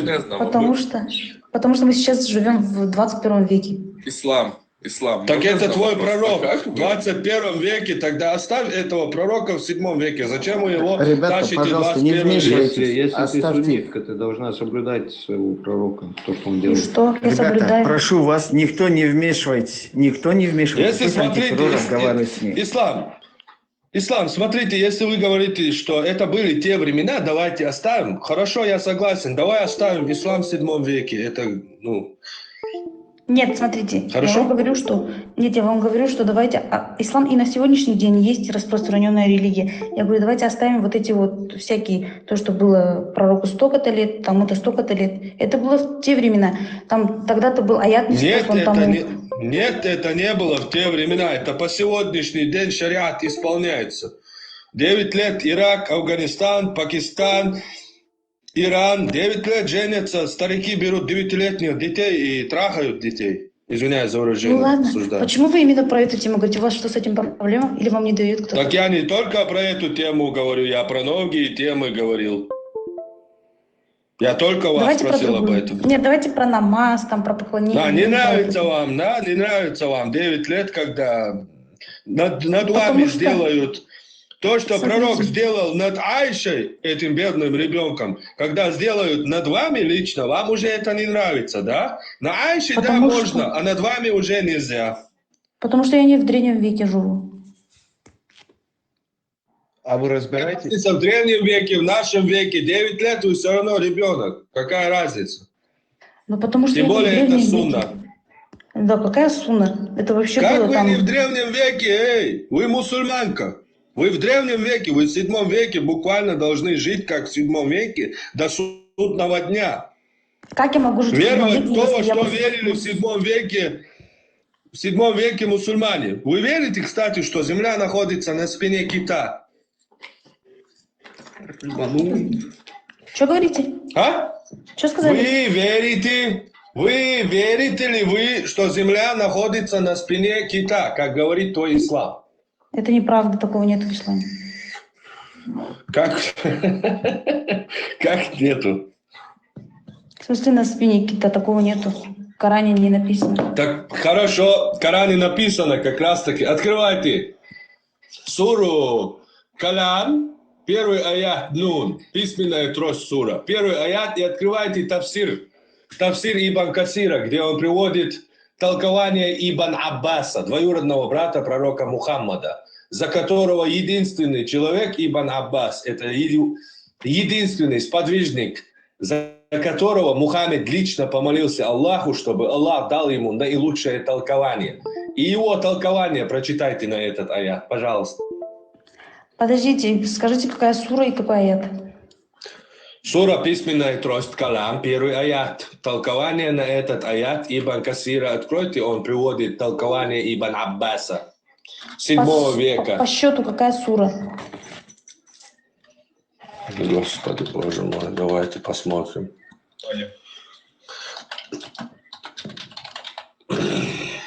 68-я. Здесь говорят 68. Да, 68-я сура. Пока она ищет, вот давай. Я хотел тебе сказать, чтобы не убегать на Аишу и Мухаммеда, можно просто было спросить по поводу брака в Мута. Все, пусть отвечает. А не, Мута, она не шиитка. Но все равно, как она это... Да, оставь, Арсен, я тебя прошу, оставь, пусть антитеррор поговорит. Да пока она ищет. Наблюдайте, да, как надо. Оставьте. Хорошо. Да. Смотрите, я сейчас побольше сделаю. Давай, брат. Смотри. Сура Калям, письменная трость. 68-я сура, 1 аят. Перевод.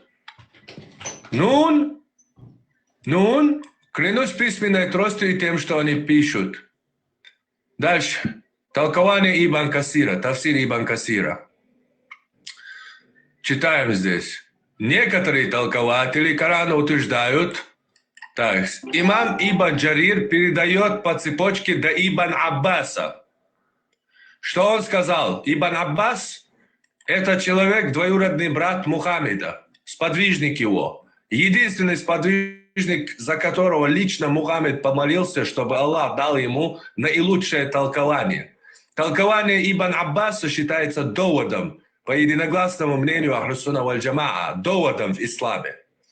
То есть, либо тут потому, что если было бы не так, то надо было сказать, что Аллах не ответил на молитву Мухаммеда, чтобы Аллах дал ему наилучшее толкование. Ибн Аббас, в общем, говорит, что он сказал, Нун – это огромная рыба, на спине которой находится земля.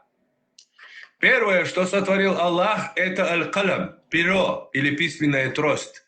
Оно записало все, что будет происходить до самого дня воскресения. Затем Аллах сотворил Нун над водой и уложил на ее спину. Я думал, я показываю, что произошло. Смотрите, Ибн Джарир передает по цепочке.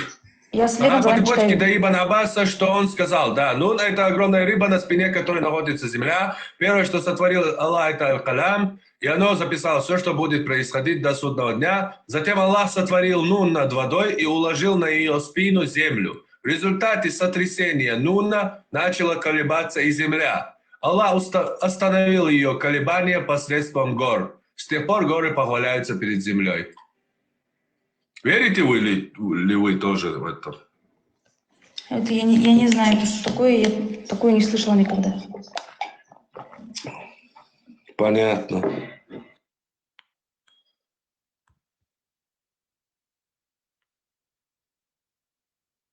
А теперь я бы хотел бы вам, да, если антитеррор позволишь, хотел бы зачитать, что... Да, добей. Я одно добью. Поэтому я говорю, давайте этот бред оставим в 7 веке. Вы мне это говорите, давайте оставим. Нет, это наоборот, я вам говорю, оставьте этот бред 7 века, в 7 веке становитесь нормальными людьми. Не тащите этот ислам.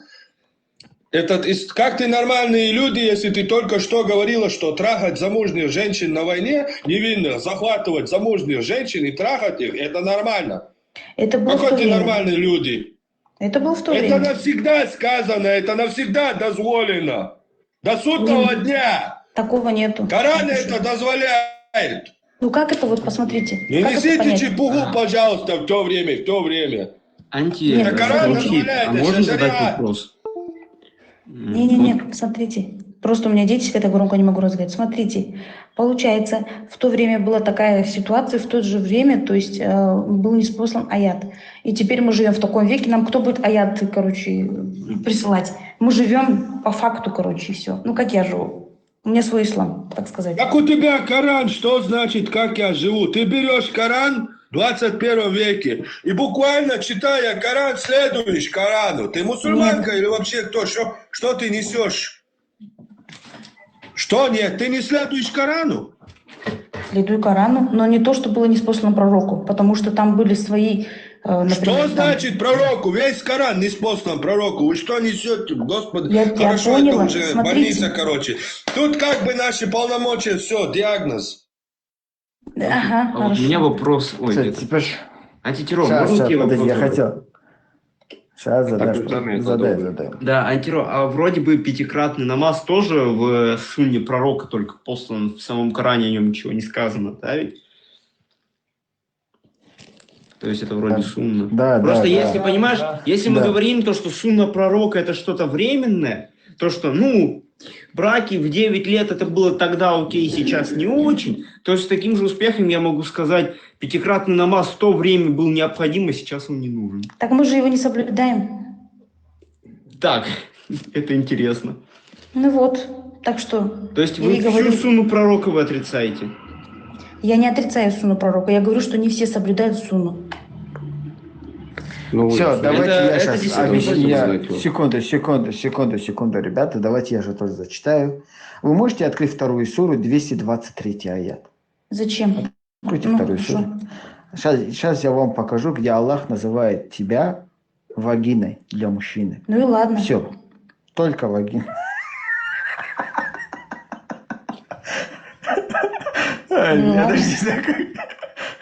И что я должна из-за этого ненавидеть Аллаха? Подожди, это нормально для тебя, что Аллах называет тебя вагиной? Антихадис. Это нормально. Смотрите. Это нормально. Мы созданы, смотрите, можно одно слово скажу? Мы созданы Всевышним Аллахом, и Аллах как хочет нами управляет. Да, то есть ты создана вагиной для мужчины и все. Больше ни для чего. Ну и пускай. Правильно? Потому что мы созданы именно Аллахом. А вот кто, смотри, у вас очень низкая кто тебя создал? Давай, кто твой создатель? Давай я тебе скажу как. Давай. Кто твой создатель? Для чего вообще? Подожди. Мой создатель. Нет, можешь ответить на вопрос? Бог Авраама, Бог Исаака и Бог Якова, не Аллах. Смотри-ка, тебе вопрос. Для чего создал Аллах жену Адама? Для чего? Потому что ему было скучно в раю. Это в Коране написано? Ему было скучно в раю, он ему создал вторую пару. Такого в Коране нет. В Коране я не знаю точные аяты Корана, как вы изучали. Имя нету. Хоть всю жизнь ничего не найдешь. В Коране даже имени Евы нету. Как ее звали. Есть. Даже имени. Не Найди написано меня, Ева. я сейчас... Не написано Если ты Ева. не...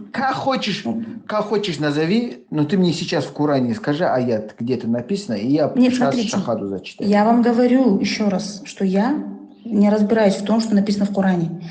Я говорю Нету. С точки зрения... Смотри-ка, для чего...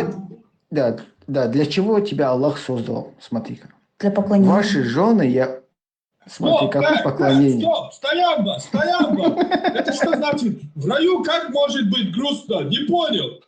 В раю грустно? Конечно. Скучно? В раю, да, скучно? В раю скучно? Серьезно? А ты что, не знал?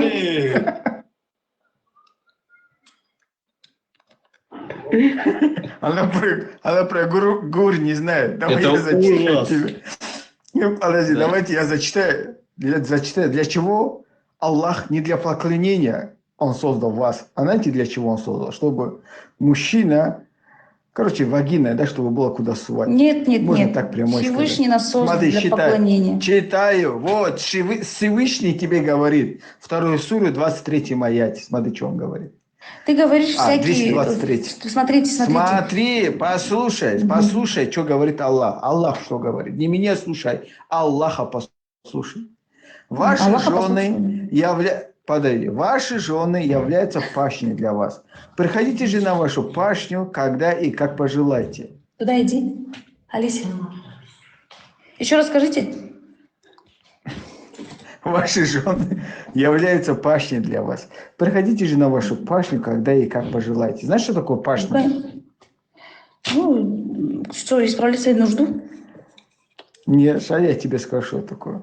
Слова Ибн Касир на того же Ибн Аббаса, ссылаются двоюродного брата пророка. Вы религию Слова очень Аллаха... сильно... Вы человека... Подожди, Смотрите, да нет, я скажу. нет. Послушай, вы людей с помощью религии, аятов, хадисов вводите в заблуждение.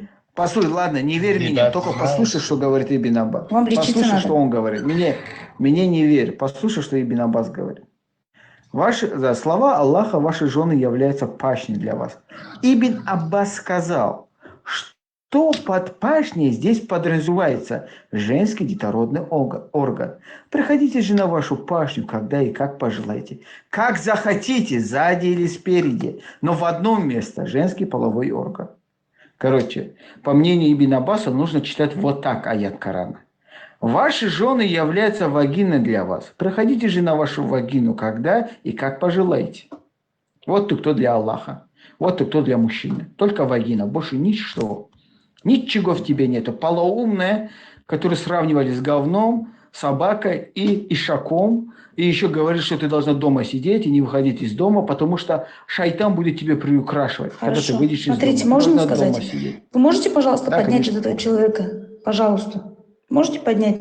Вот написано Салафит Аль-Ахмад. Пожалуйста, поднимите его. Я не буду отключаться, буду с вами разговаривать.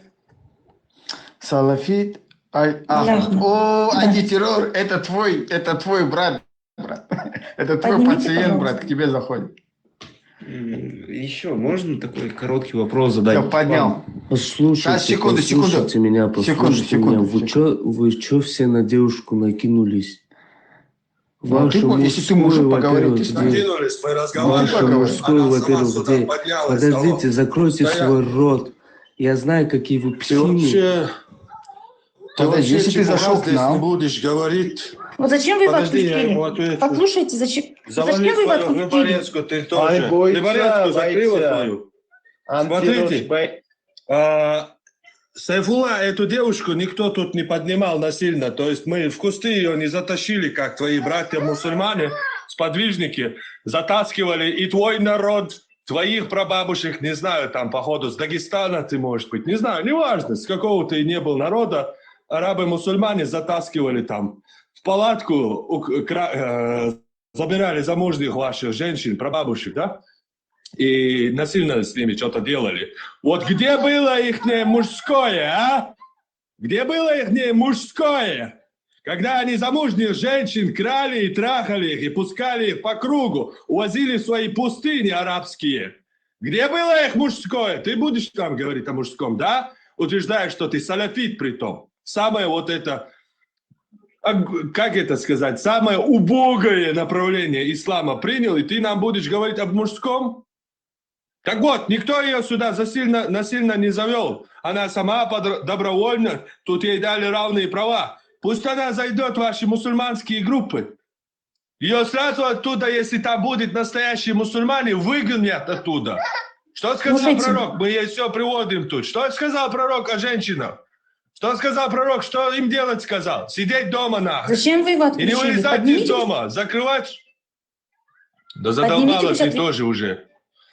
Сидеть дома и вообще не болтать. Она сама сюда поднялась, ей дали равные права, ей дали слово, ей просто-напросто приводили аяты и хадисы. И никто... Это нападение разве? Читать исламскую эту гребаную проповедь, это нападение, что ли? О чем ты вообще? Проповедь читать стало нападение? Ошалеть. Да как будто мы виноваты, что ваш пророк такие вещи пишет. Секунду, ребята, никто не вмешивается, сейчас я подниму. Смотри-ка, Салафит, я тебя поднимаю. Если ты будешь нормально разговаривать, будем у нас конструктивный диалог. Если ты будешь обратно нас оскорблять, мы тебя просто выгоним. Мы не будем твою ерунду слушать. Хочешь с нами нормально поговорить? По фактам. Чисто по сунне. Особенно салафитов, у меня есть такие... Хочу с ним поговорить особенно. Мне интересно про Аллаха поговорить с салафитами. Особенно про, как Ибн Таймия это рассказывает. Маркус, только не лезь, брат, пожалуйста. Только не лезь, брат. Да, привет всем, ребята. Привет, привет. Привет. Давай, салафит. Вы видите то, Салят. что девушка вот эта, которая была у вас на эфире, на вашем, не разбирается вообще в исламе. То есть хорошо, ты как разбираешься? в море Ты даже не разбираешься? Даже я не Нет, ты разбираюсь. Я даже разбираешься? до Нет, берега. поэтому А тогда ты чего ее ты не поднялся понимаешь, сюда? потому что антихадис. Так поэтому, брат, давай. зная, что она не разбирается, мы ее обучаем и учим ее религии. Чему вы ее обучаете? И всё? Чему вы ее обучаете?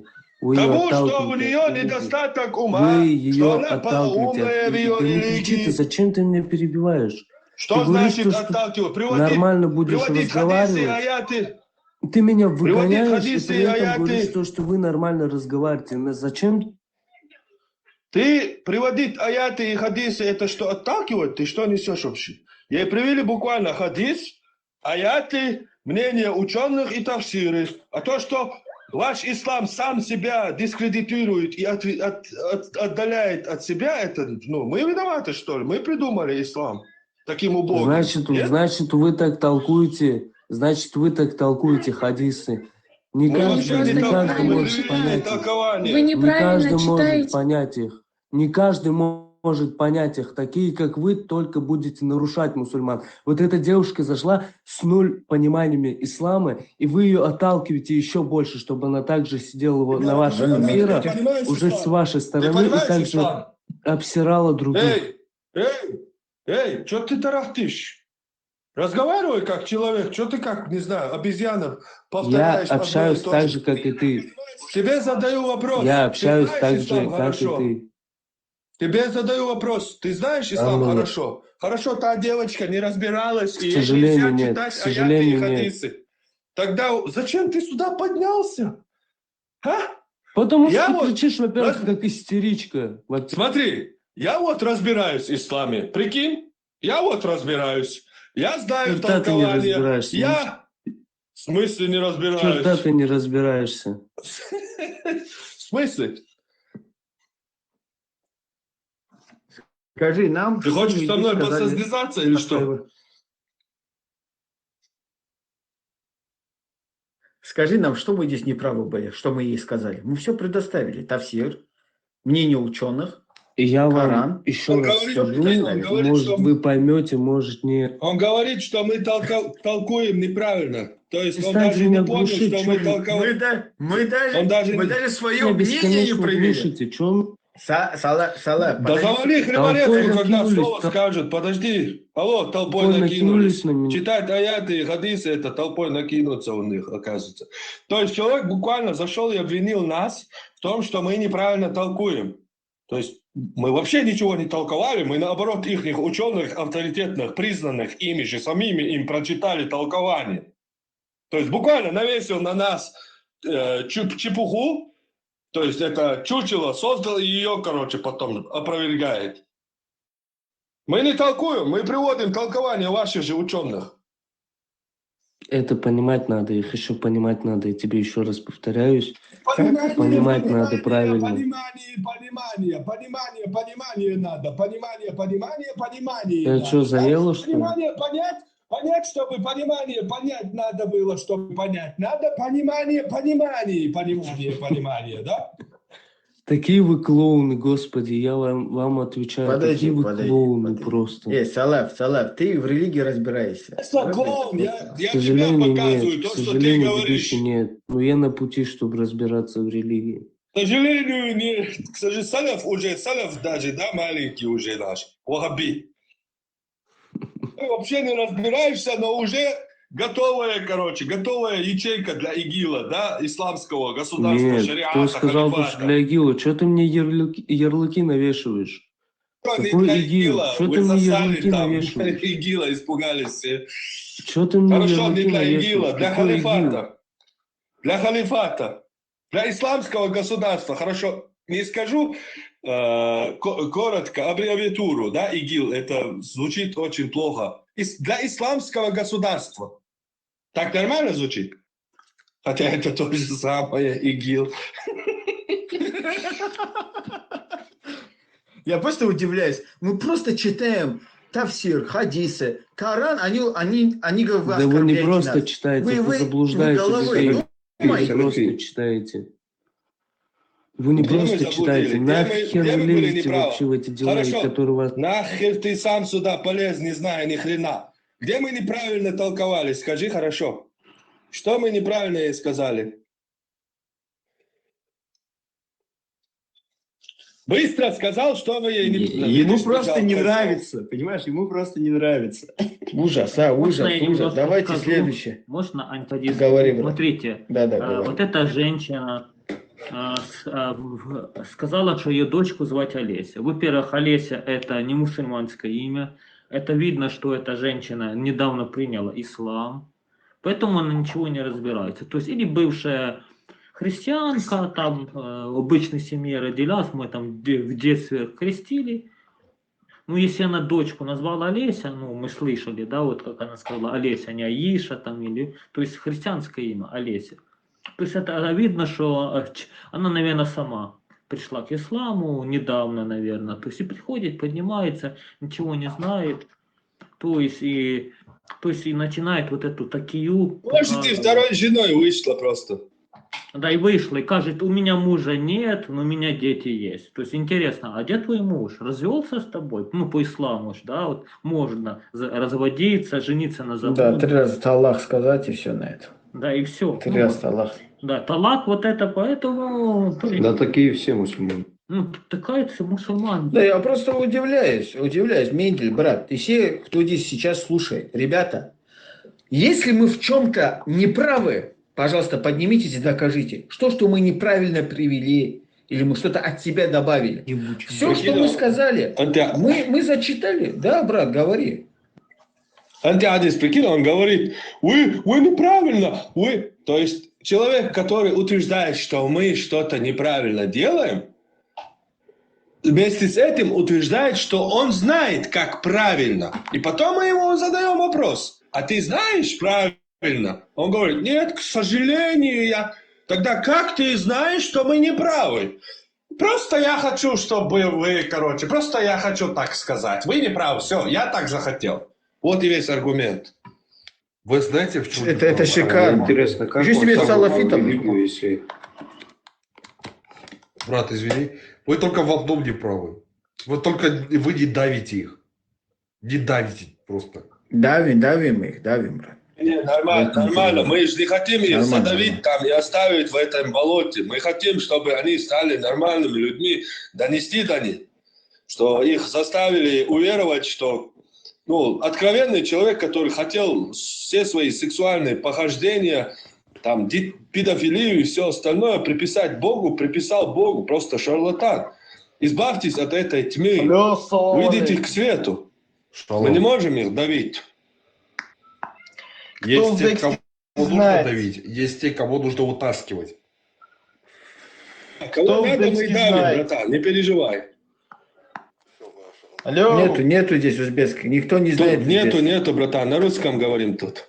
Да, чтобы все понимали. Я мало русский знаю, не общайся меня.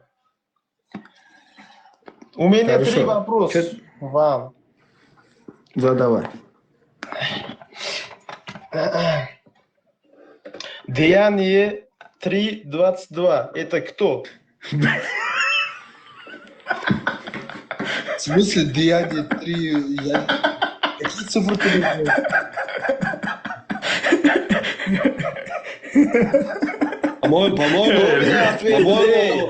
По-моему, он хочет... по-русскому.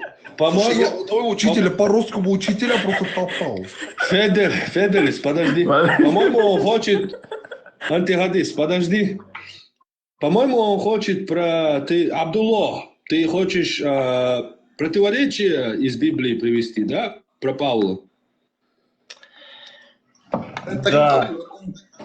Да, вот он это имеет в виду, типа, где-то видео, он увидел, что там Павел, когда шел в Деяниях апостола... Закира Наика, брат. Закира Наика, наверное, посмотрел. Ой, блин, я просто удивляюсь, да, Господи, помилуй, прошу тебя, и укрепи меня. Я просто удивляюсь над такими людьми, я просто удивляюсь. Я не знаю, как с ними разговаривать больше антитеррор. Он сказал, что он плохо знает русский, не будем цепляться, он сказал. Он хочет это привести, что типа, надеюсь, я ник не знаю его, вот этим на иврите ник, который написан. Мне тоже, кстати, нужно скоро видео Сергей Мендель написал. Да, скоро видео, да, Мендель, видео мне надо снимать. Это мне ответка была на мой шортс, дайте мне Коран Мухаммеда. Там он, конечно, про Мухаммеда полностью облажался, про Коран от Мухаммеда. Там я все знаю, я его разнесу. Но потом он перекинулся на Библию, где я же отвечал в этом своем шортсе на этого Безбородого, где он говорит, дайте нам Евангелие Иисуса, нам не нужны Марки, Луки, нам Евангелие Иисуса дайте. Я на это отвечал, дайте нам Коран от Мухаммеда. Там этот антипримат есть такой канал, он на меня, короче, снял. Про достоверность Корана, про передачу от Корана от Мухаммеда, я его сам разнесу. Но там потом он добавил Библию. Коран и Мухаммед другая тема. Я задал вопрос. Подожди, я вместо тебя задам этот вопрос. Ты все равно не сможешь его задать. Потом он добавил, что в деяниях глава какая-то апостолов, говорится о Павле, что он откуда-то возвращался и слышал и видел что-то, но рядом стоящие не видели, но слышали голос. И в другой главе... Это легко, брат. Легко. Сейчас, я уже понял, брат. Сейчас, поэтому я хочу услышать. А в другом, что они не слышали, но видели что-то. Типа это противоречие. Как вы отвечаете? Да, я могу легко ответить. Деяния апостолов написал Лука, ученик апостола Павла. А апостол... Сейчас, секунду, выключи микрофон. Да, апостол Павел... Лука шел и спрашивал у свидетелей, что они видели, что было. И он как историк записывал. Наоборот, это доказывает то, что было с апостолом Павлом, наоборот, истина. А когда сам апостол Павел пишет и говорит про эту ситуацию, он пишет от своего лица, что он видел. Понял, брат? Если ты два эти текста возьмешь... В одном месте пишет его ученик, в другом месте сам Павел. Его ученик, да, сам Павел. То есть, это событие 90% совпадается, но 10% то, что видели посторонние, что видели, вот что отличается.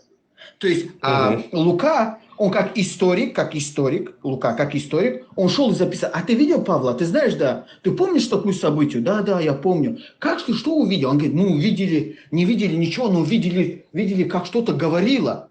А апостол Павел не видел этого. Апостол Павел видел только Христа. То есть он написал свое событие.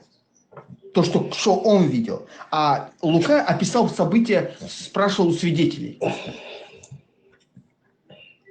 Вот, брат, это легко отвечать. И все. Одного от лица, а в другой как историк писал. Вот и все. Скорее всего, сегодня в эфире я буду разбирать это видео. Если есть христианин какой-то свободный, заходите ко мне, чтобы четко я думаю, что я думаю, что Мендель, брат, он четко ответит, я уверен, вот он придет к тебе. Вот, Здравствуйте. Он 100%. Да, извините, можно вам один вопрос задать? Я не являюсь верующим, я, как сказать... О, пророк Аллаха! В аду их будут ждать адские самцы.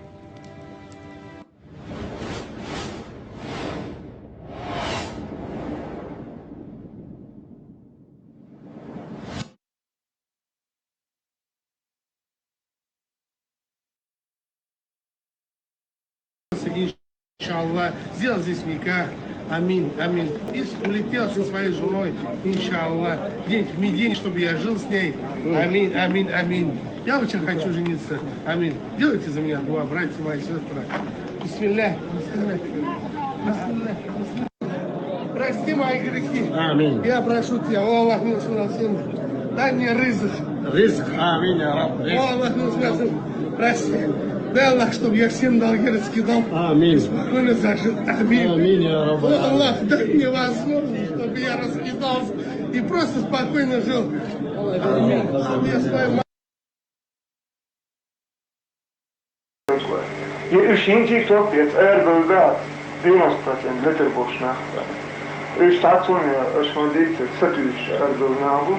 Tāda son lūkstēk paralēli atēti hakāti Sater Bokmadu.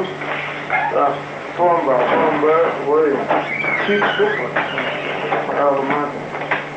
Tāda došām ir pažim veidotāji, ko ērta 12% تعاون فتويش ليوك ورالتي ويدوك تنبا بيش باتش في طبعا مش 12% 100% همان بالا بوش اتشين اكتا ما تيجير احكي ما فوش رياتك يا الله شين كتوة بوحن بوح احكي ما بوح نحكمك Letter box'dan مع الصعب كيف الموضة يا شيء طعمات بالا خاش تعاون يعدين خلوان شوجع المسكل خشو حالي بوحن بألوس Asbogel, human doet bahana, boes, van die box'dan عشان سمع دوق بوش عشان بوحنا شو قطعنا هذا وش وي أبي دنيا أبوزيسيون هنا عدن بوش أتاك абсолютно самотис короче хока айдл хич шла он деш шла короче шун тига метиг ясна шен пора تعمل нужен эн ханте он дачи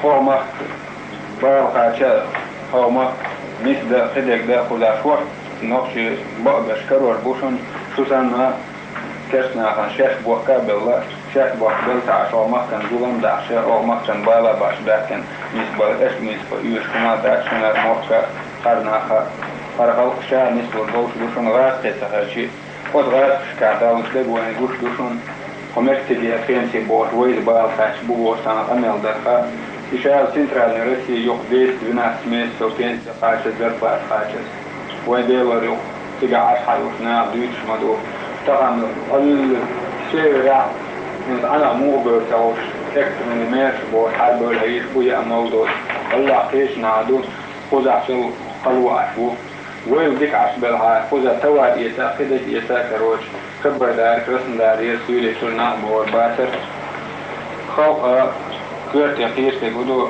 أخشان بوخشان شيء سنوش مدوخ ديل واليوم المصر دال على ترديشتو هذا بزرگتك أبعد ناس كشتغل أكثر كشتغل ولا فرق ويحرشين.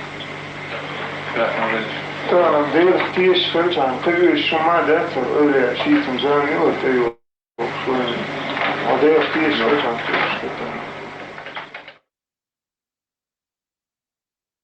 1 на 1 с нами сейчас в Назране находится Аслан Масхадов.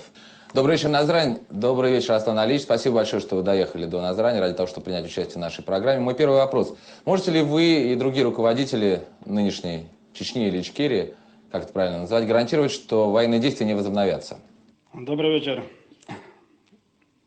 Я могу сегодня со всей официальностью заявить всем россиянам, народу России, что я и все руководители Чеченской Республики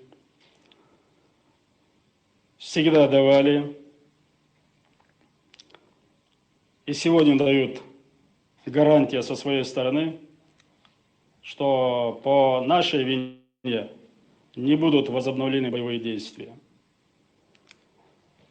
Мы эту войну не начинали, эту войну нам принесли. Война нам не нужна. Мы с первого же дня, с самого начала войны, я лично говорил российским генералам, что эта война, кроме позора, ничего не даст России. Сегодня на политической арене появилась новая фигура в российском государстве, это генерал Лебедь. Это человек как военный, как политик. Первым понял, что эта война России ничего не дает, кроме позора. Что каждый день продолжения этой войны – это позор для российского государства и для российской армии. Но опять-таки противовес появляются другие фигуры. Правильно Лебедь поставил вопрос. Или Куликов, или Лебедь. Куликов главный виновник этой войны. Всегда и в Слепцовске наши переговоры в самом начале этой войны, Квашнин, Куликов. И в прошлом году переговоры всегда Куликов, это была главная преграда к установлению мира в Чечне. И в этой войне, в этой кровавой войне, грязной войне сделал головокружительную карьеру. Стал министром, генералом армии. Конечно, Куликову не хочется сегодня закончить эту войну. Если Лебедь закончит эту войну, потом Куликову будет очень плохо. Поэтому российский народ в первую очередь должен там искать виновников войны и людей, которые не дают никакие гарантии.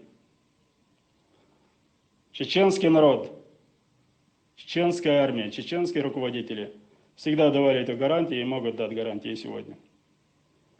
Спасибо. А будете ли вы ставить вопрос об отделении Чечни от России? Значит, я могу ответить на этот вопрос следующим образом. Что не нашелся ни один чеченец, который когда-то подписал какой-то документ, что Чечня входила в Россию. И, по-моему, никогда не найдется. Чечня не входила и не выходила. Поэтому сегодня ребром ставить этот вопрос не надо. Это ничего не дает. Это тупик. Должны быть определены взаимоотношениями, которые могут быть между Россией и Чечней. По всем вопросам. Даже, может быть, теснее, чем даже установлены с теми республиками, которые входят в Россию. Как будет называться Чечня? Чечня или Ичкерия? Опять-таки, это не глобальная проблема ни для кого. Чечня или Ичкерия, или Нохчичо. Всегда на переговорах, всегда ставили вопрос. Вот Ичкерия, там внизу пишут, что законодательством Российской Федерации не признано. Вот. Поэтому есть указ президента Чеченской Республики, что Чеченская Республика называется Чеченская Республика. И может его Россия тоже так называть. Мы из этого большой проблемы не делаем. Спасибо. А сохраните вы русский язык в качестве государственного языка? Значит, согласно Конституции Чеченской Республики Ичкерия, значит, государственный язык русский и чеченский. Тоже, значит, никакой проблемы в этом нет. Я очень благодарен вам за участие в нашей программе и то, что вы прояснили ваши взгляды по этим важным вопросам. Спасибо.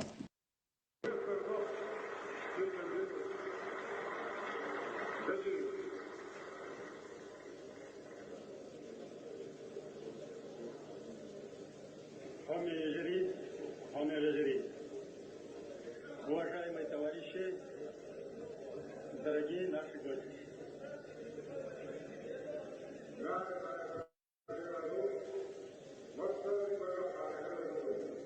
Я искренне поздравляю вас и себя с первыми часами и первым днем гражданства суверенного государства.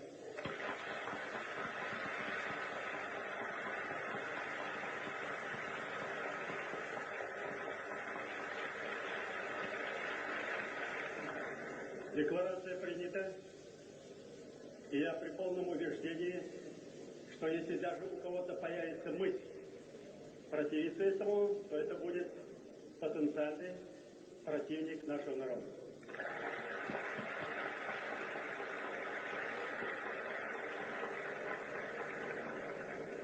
Но представители народа, делегаты съезда взяли на себя чрезвычайную ответственность.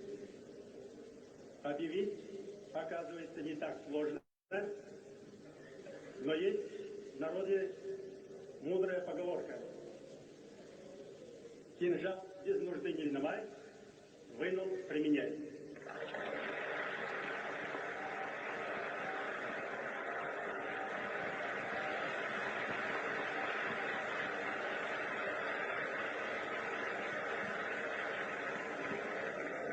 Кинжал обнажен.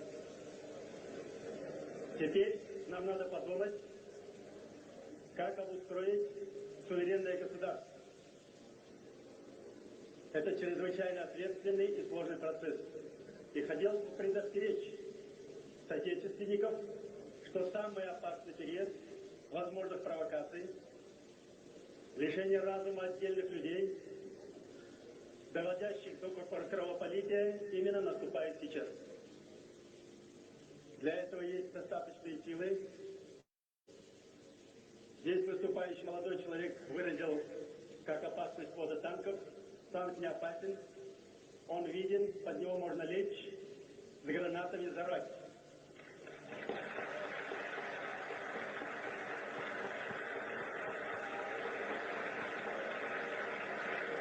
Есть силы поопаснее всех танков, самолетов и любого оружия. Семиэтажные здания, которые стоят на следующей улице, если даже в каждом кабинете из них сидит один человек, можно себе представить, какие силы для этой республики. Ни в одной союзной республике нет такого потенциала, даже по зданию, наверное, еще и вниз, в земле пару этажей.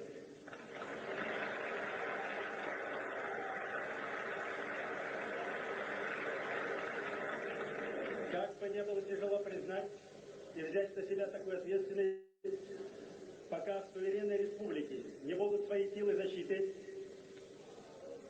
выраженные в безопасности республики, Министерстве внутренних дел, выраженные в мобилизационной готовности, создании собственных формирований суверенной республики на нынешнем этапе не быть.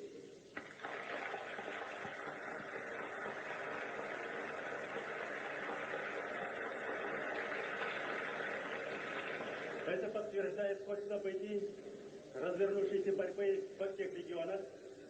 И, как здесь было сказано, теперь надо действовать и помощи извне не ждать. Если мы предъявляем счет, мое личное убеждение, что надо ближе держаться России, где парламент передовой, где дееспособные силы демократии и задающий генератор перестройки.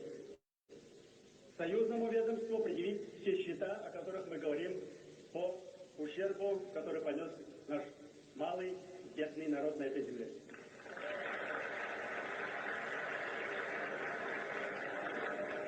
Благополучие, которое сейчас относительно имеется в республике по сравнению с другими регионами, обеспечено, наверное, прежде всего гибкостью руководства, которому надо отдать должное, и не меньше мудрости народа. Красивая земля, один из самых благодатных уголков, всегда природа рождает красивых людей. Душой, телом, духом, волей, характером, всеми природными положительными качествами.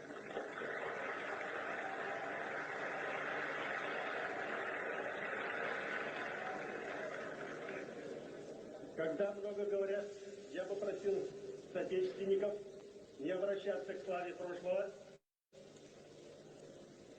О них, об этой славе сказано лучшими людьми России из всех стран мира. Когда мы сами об этом много говорим, это значит, духовный потенциал нынешнего поколения иссяк.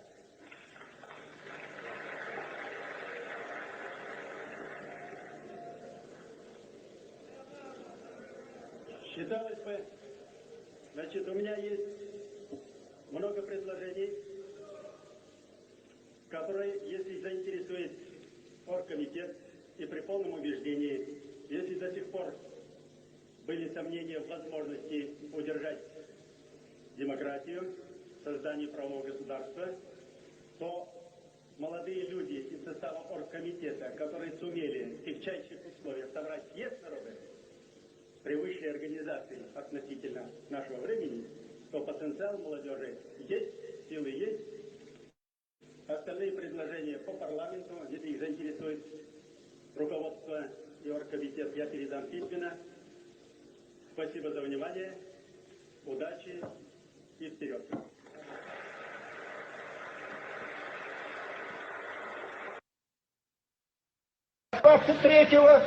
Февраля 1944 года буквально за 20 минут были погружены товарные вагоны и вышвырнуты в Сибирь. За время, которое мы были в пути, за время, которое мы были в Казахстане, чеченцы и ингуши, да и другие народы, в частности, мы потеряли 425 тысяч невинных жертв. Что же происходило в это время на самой территории Чечено-Ингушетии?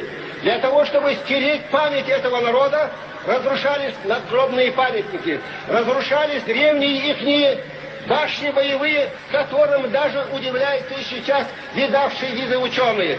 Была поставлена цель уничтожить память об этом народе раз и навсегда. Вы знаете, в дни выселения люди расстреливались на месте, жгли их на кострах. Только в один день были сожжены 750 человек, в том числе 146 беременных женщин. سون صار كتير تقول أحسن دانا متعدو سيلبين بولنت سونا إذا بيتسبلنا هندا نخشوش تجن هم ديتروش ده نخشو تج هم دعدل شو ديك دعدل نخشو شو هو دعدل نخشو شو يازن ثاني إستورية تحدى دات ترى ناس دين شو لون هو يغني حكتك ودا يوخر حاله يازن دات شنيز يرتاح يا يوت يترش على يازن دات شنيز نخشو بخبا دعدل ندش شنيز فتشات يا موخ بيتر حاله واخر خلدات حاله ما تشيش بحال حقيقة كل يوم ما تشوش في سروع جرجلو مدوخ ديال حاله تاخ وين نختي بخبار تعدي حكم دول ديش شيء وري ده حدو دول ديش كل ميل حاجة هيكل دول ناخ بيز درستن شو مصر يرتاح ناخن تاخايت تاختار لاش لين شو نختو تس دولي لوتشل ولا يوم نخشوتن نخشوت دوش ديسلوشوات تانشين ده يشي جنا عديت سوي دعدلي شين ده يوم تخير عشان ده قاعد عشان جو حال دوقيس نخشوت إنسان من الخوزن قال دعية غيت جرز دعدل نخشو قيرو مغيرته نخشو تعني أدمنا تعني تسارنا تعني فتش عنا قوري يبتدوات خطابش لكن كودة لا حتير إيش قوري يخن بات